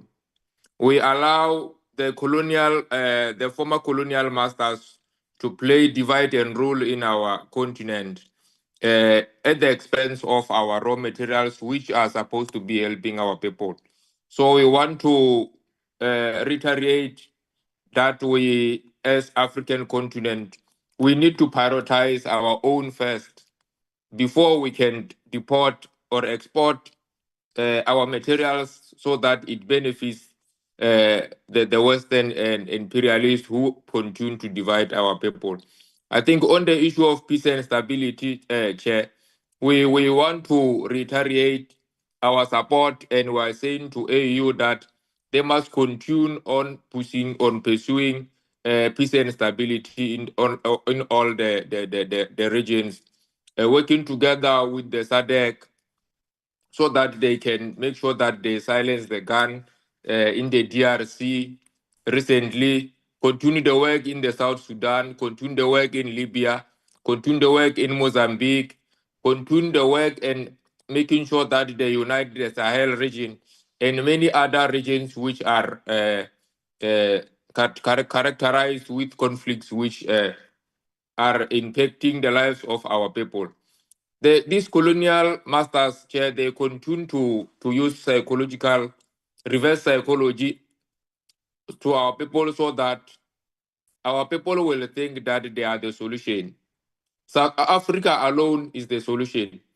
We must continue to ensure that we, through the AU platforms, we as South Africa, we play a critical role ensuring that we liberate our African brothers and sisters. We must make sure that our role in SADC, the role that we are having now as G20, must also play a very meaningful role in ensuring that in all other missions that we are holding, the G20 also participate in ensuring that the AU benefit in this particular era that we're still holding as South Africa. We must make sure that everything that we do for Africa. African Renaissance must rise. It can't be business as usual that Africa will just become a dumping site for aid, foreign aid, which patronize and divide our people. Africa must rise now and become independent state. It can't be correct that when we become aid dependence, like what is happening now with the withdrawal of PEPFAR and other threats of withdrawal of AGOA and many other aids that are coming as a foreign aid to African states, so that they know that we'll be dependent on this aid and not be dependent on ourselves. I think we need to reiterate and take stock of what is happening in Burkina Faso, where our people are ensuring that they initiate their own initiative, making sure that they reject foreign aid, start industrializing, building new something that will come from the people so that people become their own liberators. I think, Chair, we want to welcome the presentation and we want to wish AU well, the new leadership, so that they can pursue the struggle of making sure that Africa becomes its own independent sovereignty with their own determination rather than being bullied as to what must then happen, and ensure that they put our people first. I think that will be my submission, Chair. We welcome the presentation and we want to wish them well. They must continue to pursue peace and stability in Africa and ensure that we silence the gun and we pursue the struggle of the African unity. Thank you very much. Honorable Andisiwe Kumbacha. Thank you, Chair. And greetings to yourself and the Deputy Minister and Her Excellency Ambassador Losi, my fellow honorable members and members of DECO. Let me first start by welcoming the presentation which was presented. Honorable Kumbacha. Yes, I Chair. don't know whether it's you. It looks like there are people in the background, so they are. Oh, I think it's the venue. Yeah. Okay. Let me move quickly. Yeah. Is it fine now? It's better. Yeah. The noise fine. Okay, it's better. Yes. Okay. Thank you, Chair. Let me start by welcoming the presentation. By the department, and also extend my congratulations to the new Commissioner for Infrastructure and Energy, Ms. Lerato Mataboke. And I also trust that the strategic portfolio, which she has been appointed to, will yield positive outcomes, recognizing its critical role in driving economic growth, and we hope it will lead to true economic independence for Africans. I have noted that the Assembly has taken note of the efforts by the SADC and EAC in resolving the conflict in the DRC. However, while these efforts are commendable, there remains room for improvement. I believe sustainable peace in the DRC requires deeper coordination between SADC, EAC, and other stakeholders, including the AU, and also the international community, but obviously through appropriate channels to ensure that there is a comprehensive and inclusive approach when addressing this. Greater synergy between regional mechanisms is needed, along with sustained political will from all involved parties. And I think political will would be a very crucial part in achieving long-term stabilities in these states. And I also think this approach will deepen the true intention to resolve these conflicts. And it's not a matter of compliance only. I've also taken note of the ministerial regulation that will offer preferences to women and youth in trade to benefit from the African Continental Free Trade Area, which is a legacy of our president. However, I believe its implementation must be closely monitored with clear timelines and measurable outcomes to ensure that there are tangible benefits for women and youth.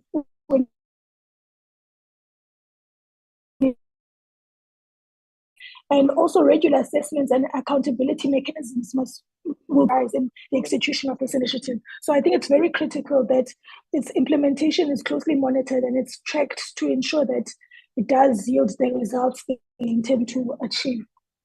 Other than that, Chair, I welcome the report, and I've also been covered partially by my previous colleague. Thank you very much. Yes, thank you very much. Your network was beginning to fade. Okay. So towards the end, you were not sufficiently audible. One of the things I think we should pay attention to as part of the African agenda is the issue of education and skills. So I think part of the efforts that are within the AU should, as a matter of critical importance, focus on the critical skills that we need in the African continent, because we can talk correctly so about the endowment of minerals in the African continent and so on. But if we don't have skills equal or more effective than the skills globally, to be able, out of our own initiatives, to process these minerals, to be able to have people who are in geoscience, all the disciplines that you need for us to prosecute the importance of the minerals agenda in the African continent, we are not going to go anywhere. So one of the things, Honorable Voters, that we must continue to urge the African Union to do is harmonization of Africa education curriculum. Of course, looking at dynamics and unique situation of every country, but things like science, mathematics, physics, and so on, and IT should be things that we do jointly, urgently as the African continent. And I think countries that are ahead in as far as issues of IT are concerned, like China, we work with them not only for them to come and become partners in the mining of the minerals in the African continent, but the development of skills. These 55 countries, if we were to say, for instance, do we have a database of the critical skills that we require in the African continent? At the press of a button, it's a bit difficult. You have to move from one area to another. The other important impediment, which has to be overcome, and I see the AU is paying attention to it, it's connectivity in the African continent. Yourself, Honorable Voters, you know that just working efficiently with your own offices throughout the African continent, it's a bit of a challenge. And that challenge is as a consequence of the lack of technology, the lack of fiber rollout infrastructure in the African continent. So yes, we must push the economy, but we need those things, connectivity, we need the skills, so that you don't forever import the skills. We need to import the skills, but we have to, at the same time, whilst we import the skills, develop our own skills as the African continent. And my hope, Honorable Voters, is that ourselves and yourselves, working with our counterparts, even if it's not the AU, if ERCO, for instance, on this critical matters that could be isolated from both the AU and the Africa Continental Free Trade Area, to say, look, from time to time, on our radar, we are going to put the following issues and we pay attention to them, so that as the portfolio committee, we get those updates directly from DERCO on the progress you are making with your counterparts, more with your counterparts than through the AU. Yes, through the AU is important, but it might move faster also if through bilateral agreements that we have, we are able to monitor the implementation of those bilateral agreements on the extent to which they are contributing to this agenda. The other matter, the Honorable Mhlongo is right.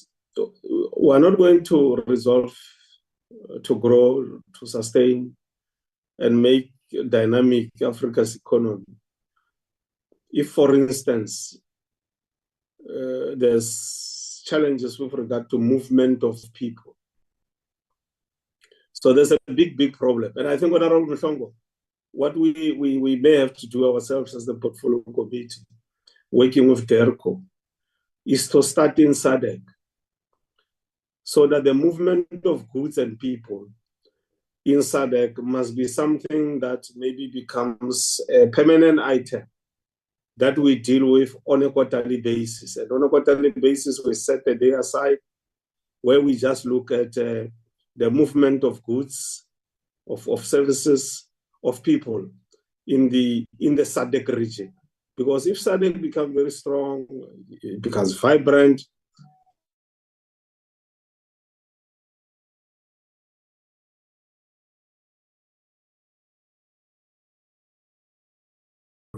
and then through that, you can have what Honorable Mhlongo is saying, and I agree with her. People must be able to move freely in the African continent with one passport. We must have a passport called Africa passport or something like that. I mean, those are bare minimum things that member states should be discussing and agreeing upon them, because we need to show other member states within the African continent the critical importance through the Africa Continental Free Trade Area, that for it to be successful, we are going to require that there must be free movement of people and goods. Of course, there are serious security issues which have to accompany that imperative of people and goods having to move a bit faster in the African continent. Rail is going to take us some time to build a much more efficient connectivity through rail. So what we can do, acceleration of cargo movement in the African continent as part of this Africa Continental Free Trade Area, is to use aircrafts. So if there's to be an aggressive, much faster agenda to move goods within the African continent and from Africa to the rest of the world, is going to be aircrafts. But we know, I mean, it's costly to run aircrafts. So collaboration will be necessary. Because at the same time, you also have to comply with CO2 demands of COP1 up to COP29. So new technologies will be required for us to continue as the continent to adhere to the minimum requirements in as far as CO2 is concerned. The other matter relates to, honorable members, there's in Abidjan, I think it's in May this year, there's the African Development Bank annual meeting, which I think we must pay attention to, because that bank is assisting and should be made a little bit more popular from the side of view of marketing and making its services accessible for people to make use of that bank. In South Africa, we know that after 31 years of democracy now, it's so difficult to access capital through the bank. Now, as a consequence of colonialism and apartheid, we have in our hands a very difficult situation where you've got inequality between black and whites, right? So if you go and you're looking for a loan, you need collateral. Now, black people don't have collateral, generally speaking. The land can be used as collateral, but you've got two problems. Access to land by black people in South Africa is very difficult. It's getting worse now with Solidarity African Forum, the DA, going to say to Trump that there's, to a certain extent, irresponsibility in as far as dealing with the issue of the land is concerned through the state expropriation for public use. Now, you can just imagine with that small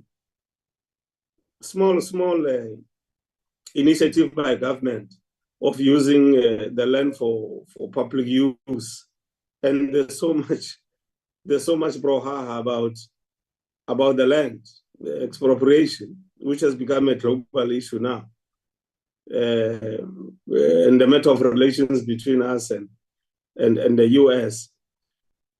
We will need to forge ahead with that agenda, because if you don't, And DERCO will have to continue to clarify people, including the US, that South Africa will never be complete. There will never be justice in this country unless you resolve the land issue.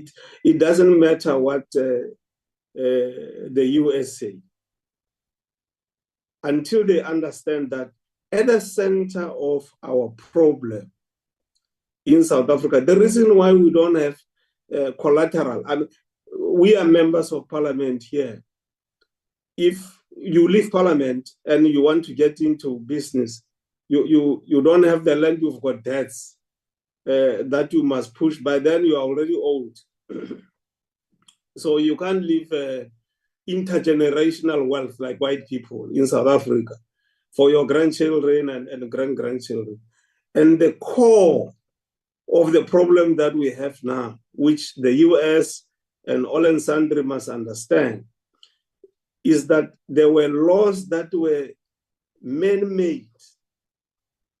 Man-made, they were passed through parliament to target a certain race in South Africa, and that race is black. These things are documented. The United Nations itself had to sit and pass a resolution on declaring apartheid a crime against humanity. Suddenly there's memory lapse. Some states like the US suddenly forget that even the United Nations had to pass a resolution, and embedded in that crime against humanity is fundamental issues like the issues of land. Now, poor black people, how are we going to progress economically? All this Africa free trade, continental free trade agreement, they must go ahead. But you know what is going to happen? That growth within the Africa continental free trade area is going to be dominated by those who already control capital. So correctly so, we must pursue it. But who is Mhlongo, who doesn't have capital, who is going to be able to participate in that arena? So the status quo cannot be left unattended. And I hope our white compatriots can understand that for South Africa to move forward with stability, with peace, where everybody is become prosperous and so on, you will never move forward until you resolve the issue of the land. It's not going to happen in South Africa. So all of us will have to act responsibly, make sure that we correct these injustices of the past. I'm saying this, Honorable Bottas, because it's quite clear that other than us as South Africa through DERCO talking to the US, it's quite clear that led by DERCO and the presidency, we have to clarify the world. Our ambassadors throughout the world have to clarify the world through our offices about this injustice of the land, which was done by colonialists and by those who were driving apartheid in South Africa. And they have to know that South Africa is not in a war here. We're not in a war. There's a constitution that we are following to make sure that we deal with the issue of the land. The same black people who died, who were maimed, who were arrested, who were done all sorts of things, are the ones who are saying, let's use democratic methods to make sure that we resolve this particular matter. So DERCO has a lot of work, in my view, Honorable Bottas, to make sure that, and I like the theme of the issue of reparations, because reparations is not just money. Reparations is also an acknowledgement, and after acknowledgement, a collective action by passing policies, by passing laws that will drive you towards making sure that there's reparation. So reparation must not narrowly be looked at as hard cash that people are going to be getting. All these countries that were colonized in the African continent is a fact. there has to be that gradual movement towards reparation. So the AU is quite correct on that particular path, because some of the tensions that we have in the African continent, Honorable Douglas is right, are being influenced by the former colonizers. That's why we talk of neocolonialism. Neocolonialism is when the former colonizers are creating under new conditions for them to continue to control you and to continue to be in power. In simple terms, that's neocolonialism. They are doing that because they don't have the resources that we have in the African continent, and the economies must still grow. And for those economies to grow, you create instability in Africa. In the course of creating instability, you suffocate the African continent, and ultimately you still want to continue to control those particular countries. So I'm just saying, Honorable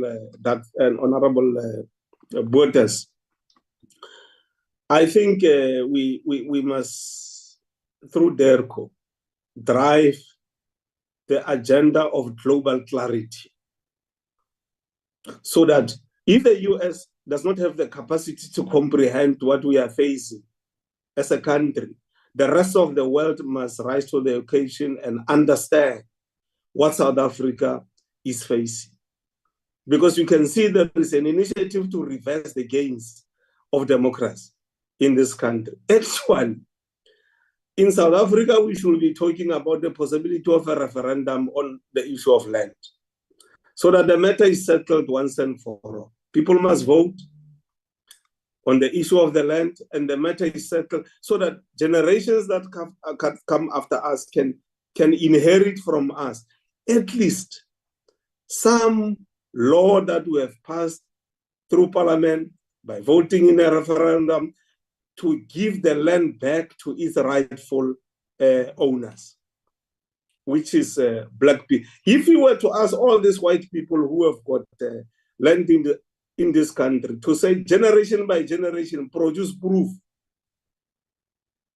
on how you got this land. So we start from the date of arrival into this country and say, let's start from the date of arrival. Where is the proof that by the time you arrived in this country, you had the land, you owned the land, you had the title? That information is not there, because the land had to be taken by force. So I think DERCO must help us to be on a global kind of clarity initiative to clarify this matter of the land and South Africa, so that other investors in other countries must not think they will come here and their properties are going to be expropriated. The state is going to act irresponsibly. So I suggest that we do that as DERCO. We do that as DERCO, so that we can lead the charge as DERCO and those particular issues. That's not an issue. One should be a little bit detailed, Honorable Bottas, on this particular matter. And when you will know what Solplaki said about what happened in South Africa when you woke up in the morning and you go to sleep in the morning. When you wake up, you are a pariah in your own land, and you are treated like a skunk, because everything else that gives you the dignity in the form of the land is taken. We are not even talking about the animals that they took. You can see in the discussions in South Africa, there's no discussion on animals, because nobody came with trucks here of animals. No one. The animals were found here in South Africa. But today, the majority of black people don't have the animals. That's not on the agenda. We are talking about the land. So, Honorable Bottas, please, DERCO, let's lead the clarity revolution, global clarity revolution on the issue of land, so that the US can remain alone, and a few of them, like Israel, must remain just a minority which does not understand Why the issue of land? The issue of land here is the same as the issue of land in Palestine. There's no way you can say to the people of Palestine, leave the issue of your land, leave it for the sake of peace. Peace will never prevail there if you don't have the issue of the land resolved in Palestine. The same here in South Africa. If you are not going to do that, I can tell you now, generation after generation will make sure that they take up this particular matter. Honorable Botes, over to you and your team. Thank you very much, Chairperson. I will obviously just reflect on certain of aspects that I think is required from me, and then hand over to the Director General, Mr. Dango, to complement the contribution. Look, Honorable Chairperson, I think the first issue on the Great Lakes matter, in particular the DRC as peace diplomacy, I think Honorable Muslongo, it was obviously very clear about what needs to be done. But obviously, Chair, on Mozambique, both the National Elections Commission, the CNE, and the Constitutional Council have validated the results. So we obviously must be absolutely clear about those issues. Obviously, Chair, the African Union Elections Observer Mission have obviously also expressed an accord or narrative that further validate the elections.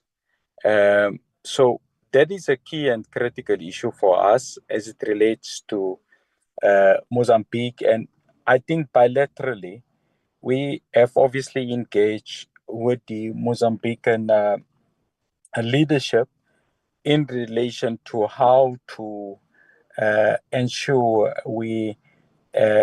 the heightening of political tensions are addressed through a engagement process, of which that process, Honorable Chair, has unfolded. And as a consequent matter and a result, what you have this increased stability, within Mozambique. On the issues of Eswatini, Chairperson, we should recall that Eswatini, as a country, are a sovereign nation. Our engagements, it's obviously in relation to bilateral matters, but within the broad realm of the AU's aspiration that speaks about deepening democracy and governance, SADC obviously engaged with the issues that member states are seized with. That includes, Chair, the relationship between pro-democracy groups and the issues about the monarchy and how there is engagements in relation to ensure once again there's relative stability within the Kingdom of Eswatini. So that is our entry point. That is how we engage. We are not a reluctant hegemon, Chair, but obviously our engagements in relation to the African Charter on Democracy, Elections and Governance finds expression to the responsible REC, which in this instance is SADC. So I thought that is obviously important for me to raise that matter. I think, look, Honorable Douglas, I don't think there's a disclaimer from my side in terms of the political narratives that he presented, because he spoke about the completeness of the decolonial process in Africa and how do we enhance the Pan-African narrative within the continent. And what should be the role necessarily of the role of former colonial powers as it relates to Agenda 2063. So I think, broadly speaking, he has narrated very important issues, and from my side where I'm sitting, if members can look at the blueprint of the AU 2063, I think it was a high-level summary about our aspirations, but also anxieties that obviously are being expressed. I think on Advocate Sali, I think, look, the issues about the ongoing debt crisis by African countries and the consequent defaulting and repayments of the debt remains a concern for the African continent, more so, Advocate Sali, given the World Bank report dated July 2024, which highlighted the fact that 22 African countries were either in or at a high risk of debt distress that may require some form of debt restructuring. And I think that it is a view that the result of debt burden is the inability, therefore, then, of countries to actually meet its basic needs. So I think you have raised an important point, and that's why even the fact that the AU now is a full member of G20, the consequent responsibility that we have as South Africa, being a member of G20, working with the AU, is the plight of your highly indebted countries, of which the majority are in Africa. So I think I'm absolutely with you on that issue.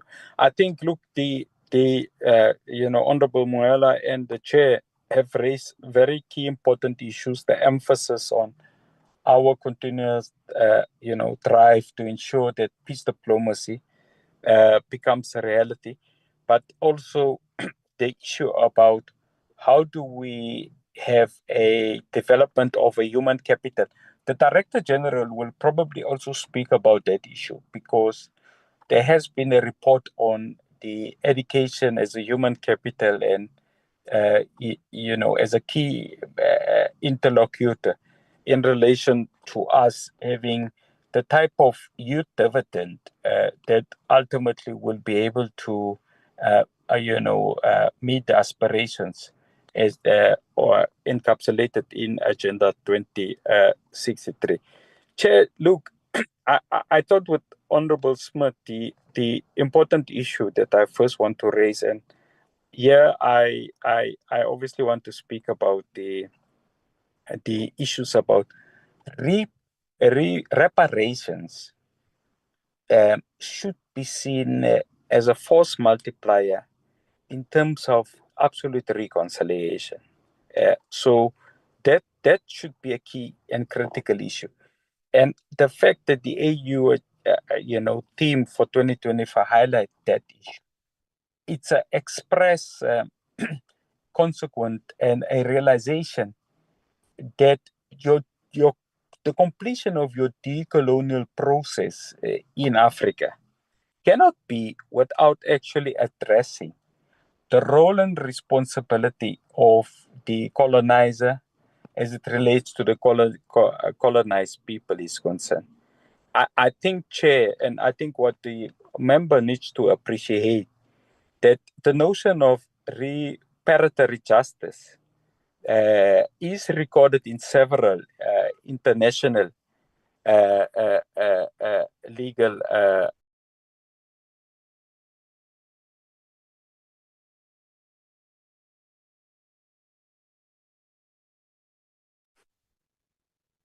You have disappeared, Deputy Minister.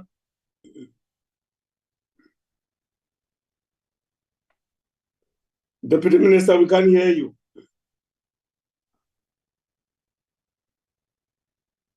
Is there someone who can try and sensitize the Deputy Minister to, I don't know whether he's disconnected or he's muted.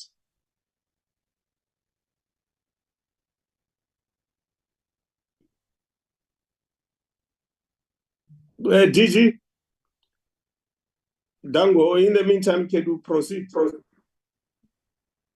Good morning, Honorable Chair, honorable members, and I'm sure the Deputy Minister has a few more things that he wanted to elaborate on. Yes. Yeah, I just wanted to perhaps just sharpen some of the stuff that he's already started talking about. In terms of peace and security, there was a question about the merged Luanda-Angola process and whether the meeting that took place in Qatar is a threat to that. A readout of what has happened at that meeting suggests the opposite. It suggests that both leaders had committed to working very closely with the merged Luanda and Angola processes. So while we should welcome the face-to-face meeting, but the readout coming from both Qatar and from the leaders is that this does not replace that process. So I think we just needed to clarify that from the outset, because it was an important reflection. What I also wanted to perhaps comment on is what the Deputy Minister was speaking on was on reparations and the theme of the AU. And if one looks at the approach taken by the AU, and the AU is also working very closely with the UN on this. So ECOSOC, which is a UN, part of the UN platform, is an important one dealing with economic justice issues and economic policy. They've been working on what does reparatory justice means, and in the context of the AU, as you pointed out, it's not just about cash, but it talks about climate justice, for example, as part of reparations, economic redress and accountability as part of the overall approach to reparatory justice. It talks also about restitution of cultural artifacts, and we know some of the dynamics of that globally.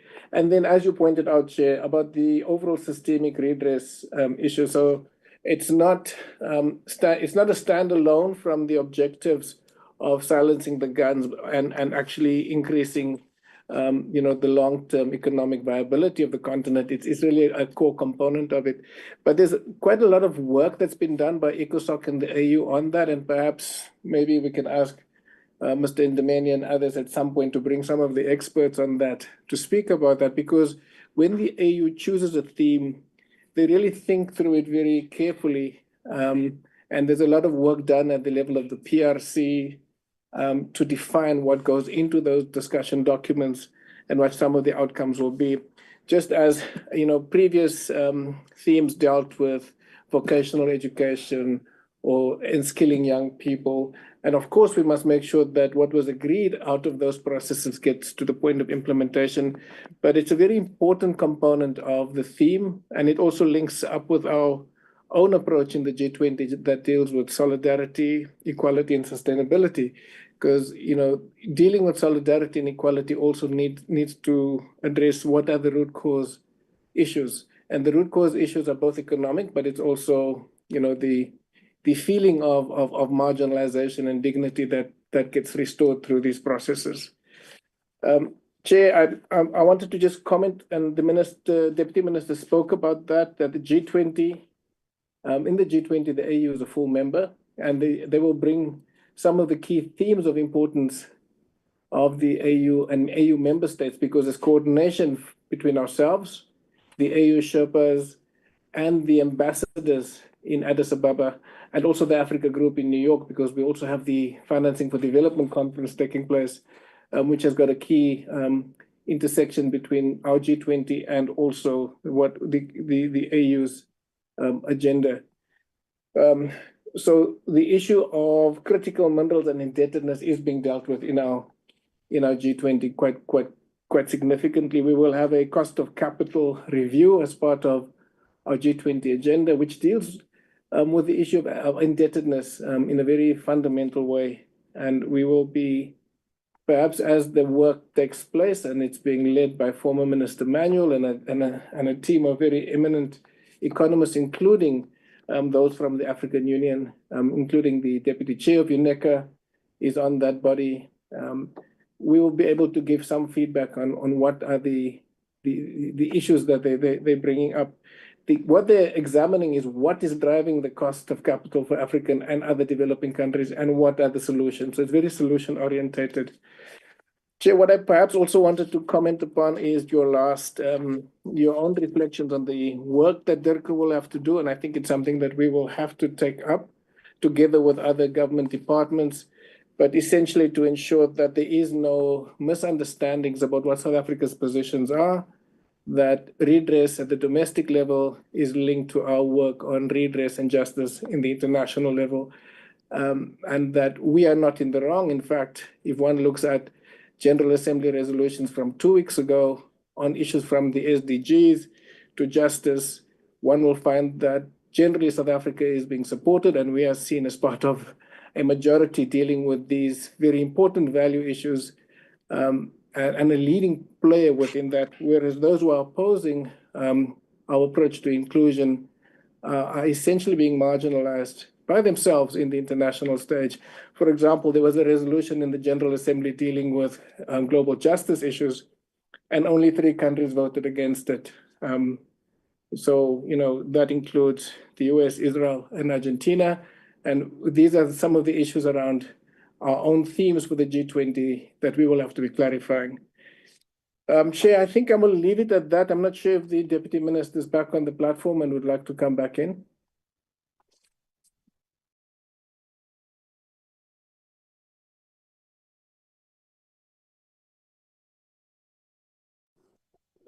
Thank you, DG. Is the Deputy Minister back now?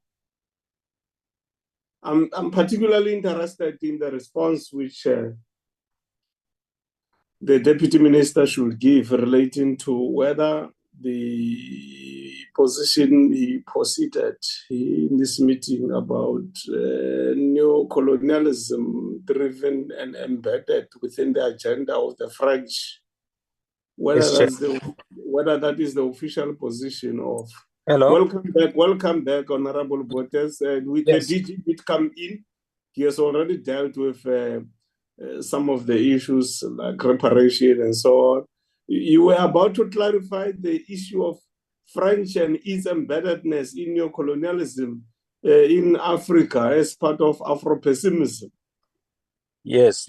No, thank you very much, Chair. I think let me just restate, Chair, or let me state up front, our foreign policy position is that we are against unconstitutional changes in government. So that is the foreign policy position. Anything to that, Chair, will be contrary to the Lomé Convention, which seeks to deepen the conceptual clarity as it relates to unconstitutional changes of government, and would be an antithesis, Chairperson, to the aspiration of the African Union, which speaks about deepening democracy and governance in Africa. So that is a key and critical issue for us. So that is our formal position from the side of South Africa. The second issue, Chair, following the discussions that we had last week during the presentation by our court convened by the Portfolio Committee, the consequent matter, Chair, that was raised is about the neo-colonial influence within the broader discourse of unconstitutional changes of government. If you can recall, Chairperson, that the leadership of those countries, if you look at what in Niger, what General Tuchina have raised, he referred number of occasions to the CFA franc as a vestige of colonialization. By stating, for example, that the currency is a step towards emphasizing that the Alliance of Sahel State has monetary experts, and at an appropriate time, that it was his aspirations that decisions will be taken in regards to political and economic independence of Niger as a country. So what you have seen, Chair, is the difficulty that we have observed is that, look, what is the relationship between political economy and how, for example, within the Sahel, there was an issue of role clarification of former uh, colonial powers as it relates to the inclusive prosperity of the people of the Sahel. So that is a political matter that we are raising it as a consequence of the unconstitutional changes of government that obviously has unfolded.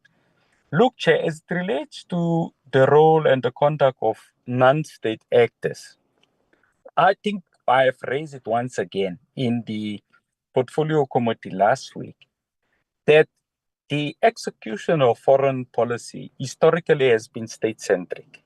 But we have increasingly seen, Chair, the role of non-state actors as it relates to the African agenda, either to contribute to the achievements of the African agenda or to negate from that. I've raised the misconduct, for example, of the solidarity movement of AfriForum as it relates to, negating from us achieving the African Agenda 2063 in South Africa and their conduct.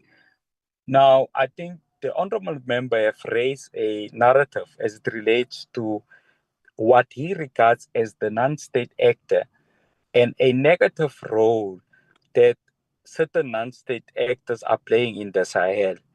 Obviously, Chairperson, we need to, as South Africa, be measured, in particular when non-state actors has actually been supporting a particular role in the Sahel. So where a head of state are requesting a particular participation of a non-state actor, either in terms of the training, the retraining, reskilling of the armed forces of that country, we should be measured and not be easily, to be judgmental in relation to that, because ultimately, Chair, the role of a non-state actor, if per invitation of a head of state, firstly, obviously needs to be closely studied and looked at.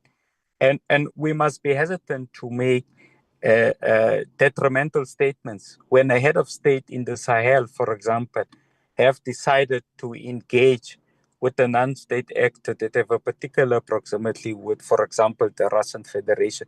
So I thought I must just substantively clarify those type of matters. Thank you very much, Honorable Chair.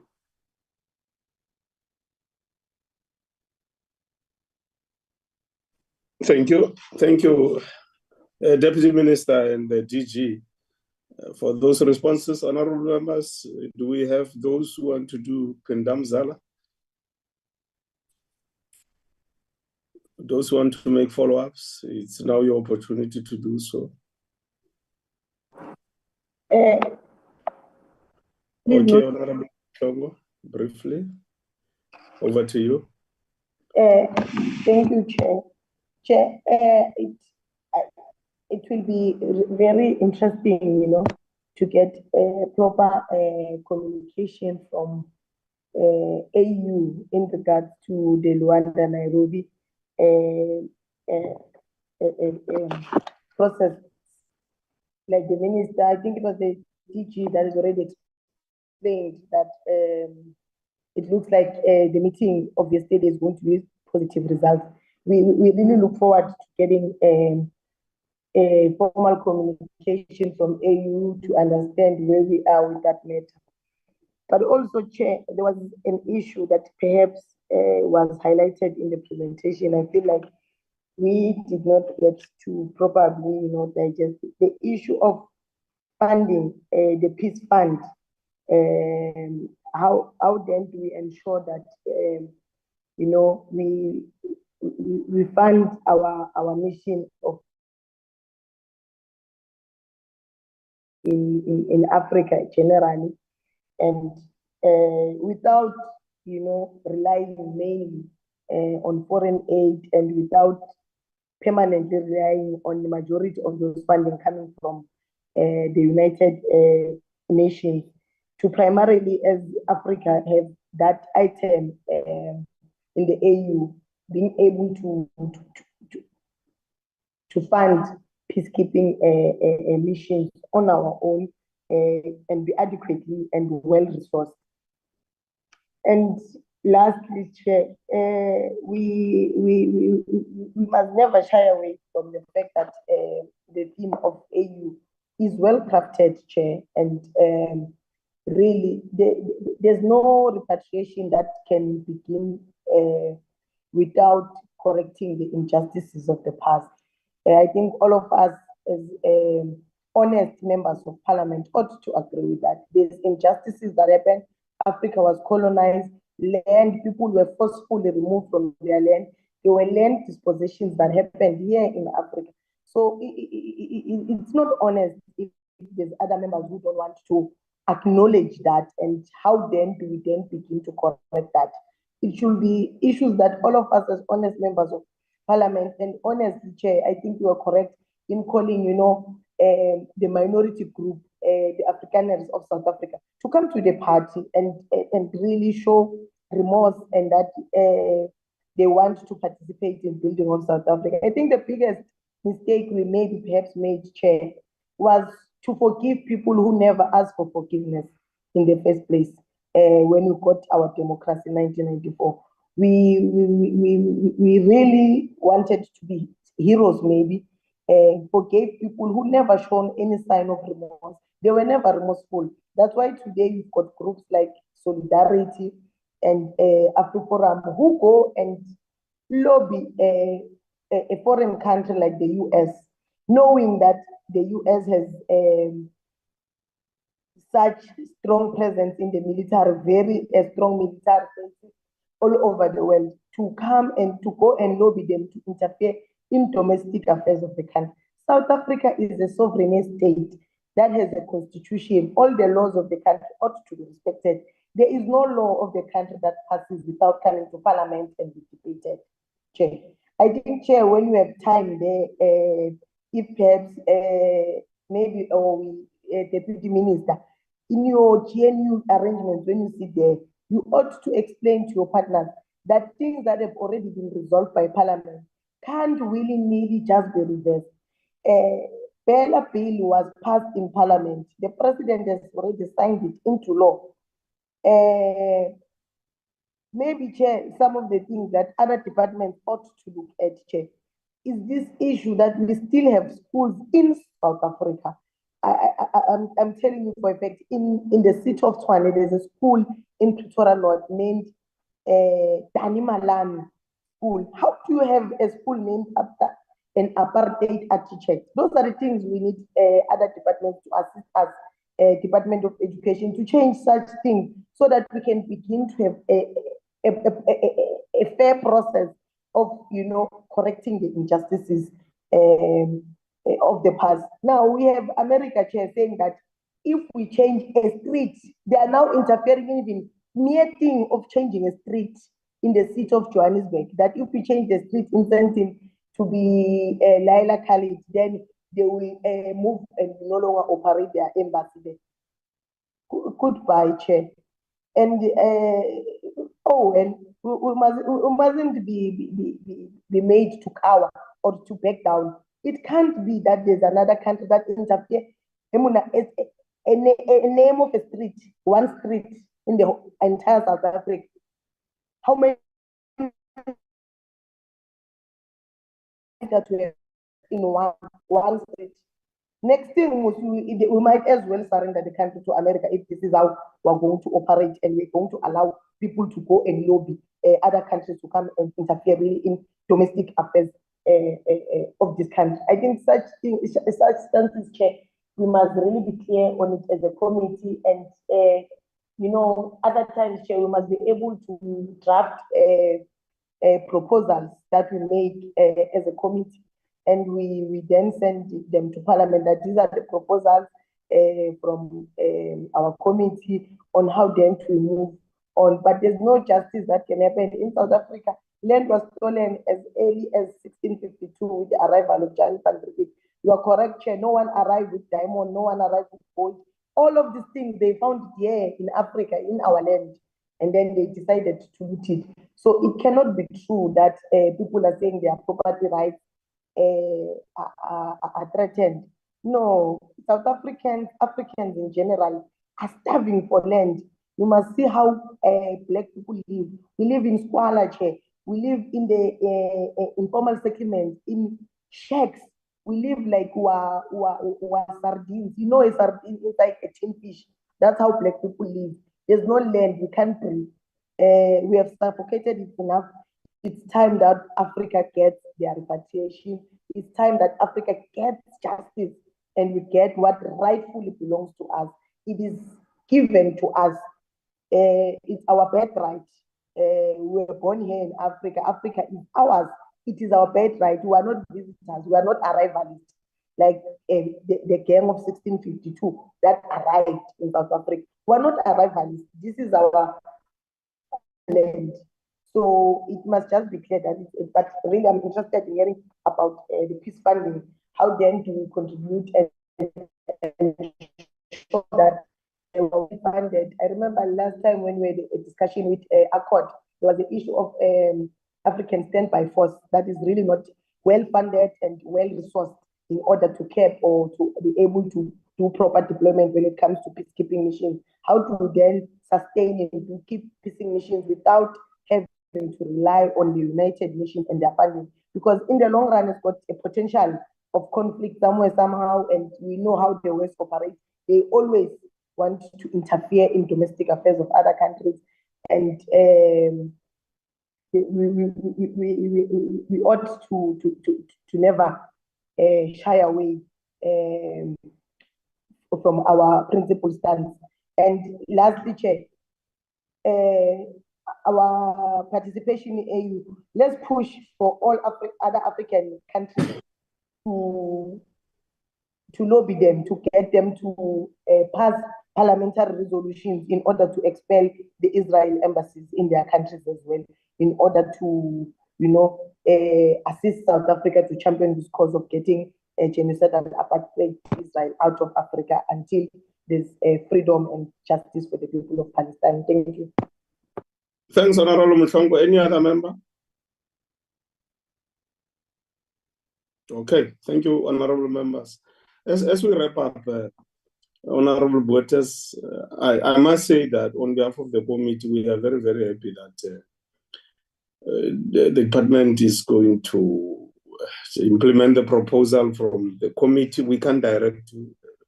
So we are suggesting that in addition to both the presidency and DERCO sending whoever they might be sending to the US or work that they are doing now to clarify our stance in context and history on many matters, including the issue of the land, on us having to continue to deepen trade between South Africa and the US, on us continuing to sharpen the implementation of the bilateral agreement between the US and the United States and then South Africa, that at the same time, what we will do is to talk to the rest of the world, those countries that we have a relationship with, to explain and clarify them on where we stand, not only on that matter of the land, but on a variety of issues which are of a necessity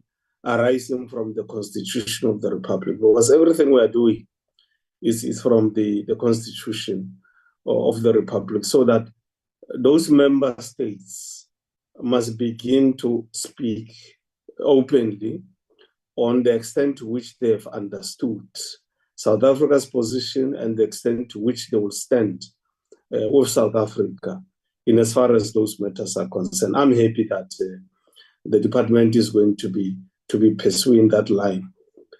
The other thing with regard to SADC, honorable members, I think 33 years ago, because it's around 1991, 92, if I'm not wrong, SADC signed a treaty on the free movements of goods and people and so on. I think now that on a quarterly basis, we're going to be looking at Africa Continental Free Trade Agreement implementation. we are going to have to include this SADC treaty because it's hampering growth. It's hampering prosperity of entrepreneurs to grow economies of SADC. So we need to, as the portfolio committee working with DERCO, look at why is this not happening? And I think our universities in SADC, and I'm saying this because I see Professor Chris Landsberg is here. Our universities in SADC must begin to probe as part of their work in SADC why some of the things which has been agreed to, which has been signed, like this treaty which was done in 1992 by SADC on movement of goods and people, free movement. From an academic point of view, write papers, call seminars, and invite member states within SADC to come and participate in those, so that from all angles possible, we are able to push governments within SADC to implement their own decisions that they have taken. I think if universities can do that, if NGOs can do that, if political parties can put their differences aside and say on the issue of the economy, we need to agree on how we must grow the economies of SADC. And I don't know, maybe one of the academic people must, in the context of us having established the AU, ask the question whether the time has not arrived for us to have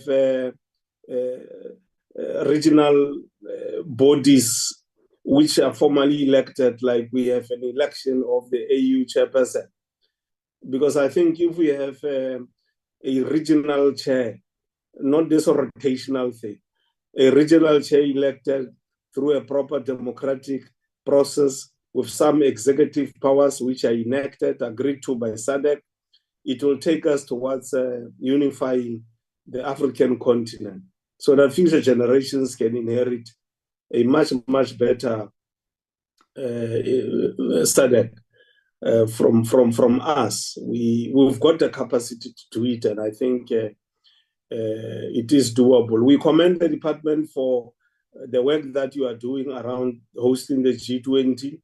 Is going very, very well. People don't know that November is the culmination.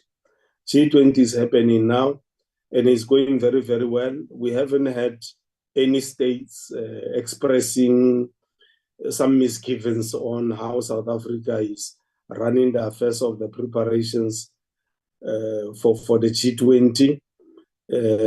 So we need to be commending you. We are commending you as the portfolio committee for the manner in which you are conducting the preparations of the G20, and the challenges that continue to emerge as part of preparations towards that strategic objective, you are attending to them.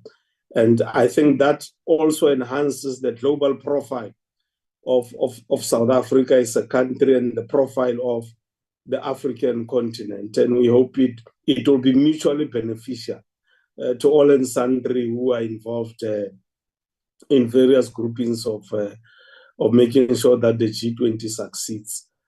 I think, Honorable Bottas, the department must come closer behind the scenes between Iran, Russia, and China to discuss with them the recent developments with regard to the relations between Iran and the US.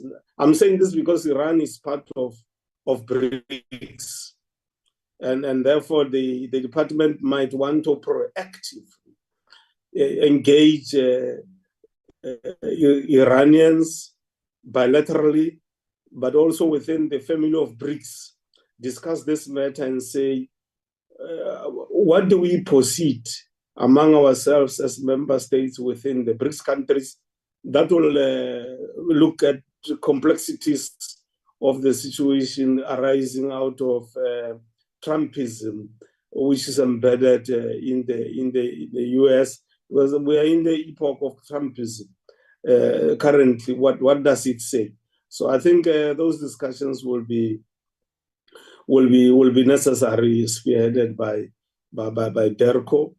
We must also please give the message to the president that we applaud the leadership that has been shown in making sure that the matters of the DRC, particularly in the eastern part of the DRC, matters of peace, of the need to not just have peace within Congo, but have peace between Congo and its neighboring states, particularly Rwanda, that those discussions are taking place. I'm sure you will get your own clarity on the matter that Honorable Mhlongo was raising of the leadership of the DRC and Rwanda being hosted elsewhere. I think you may on your own want to focus more on what progress is emerging from there. But the statement is encouraging, whilst there may be issues about them going elsewhere to get assistance. The statement is encouraging because it says that they are committing to adhere to the peace processes that have been discussed regionally here and have been agreed to, and that Qatar is going to be supporting those peace processes. So anything that contributes towards us having peace in Africa, as long as it doesn't undermine the sovereignty of countries, it doesn't destabilize the African continent, it will be necessary for us to understand it in that context and support it. And we hope people will understand, Honorable Voters, that the gradual withdrawal properly sequenced of the troops that were sent by SADC, that South Africa is part of in the DRC, doesn't mean that in future, if wars are going to emerge elsewhere, this means that SADC is now going to fold its arms and it will not, based on assessment and decisions, deploy necessary. And I think linked to that is what Honorable Mhlongo was saying. Please emphasize to the leadership of the AU that the AU standby force must be properly resourced, it must be properly trained, because that standby force is the one actually which must be deployed in any part of the African continent speedily when problems arises. The standby force is the one that will be working with the member states and the regional bodies like SADC to deal with some of the military situations and challenges that we have in the continent. We really want to thank you, Honorable Deputy Minister, for coming here to honor the obligation of accounting to the legislative arm of the state. You did it very well, accompanied by your bureaucrats, led by the Director General, Dade Dango. We want to thank you for that humility of coming here and subjecting yourself to engagements between yourselves and the Portfolio Committee. We want to thank your staff that prepared. You can see there was labor of intellect that was invested and time in preparing. It's not conquer preparing for appearance before the Portfolio Committee. Honorable members, as always, your sharp interventions in the discussions that are taking place between us and the department. It was robust as usual. There was no demeaning of anyone. It was matured. There was no disrespect from either department or members of the Portfolio Committee. This is maturity.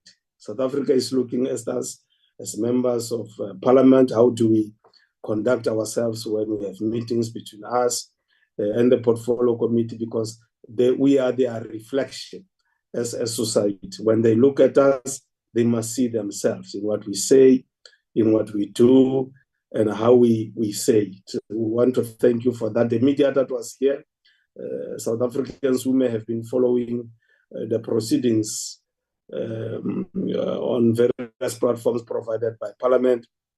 We want to thank you, Professor Chris Landsberg and other academia that may be following the proceedings here. We want to thank you, Professor Landsberg was my lecturer at one of the universities here in South Africa. So we want to thank you for having attention to the portfolio committee, its work, and how it's working with the department. So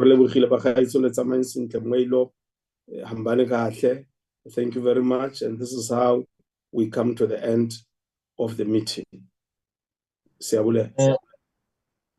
Excuse me. Thank you, Chair.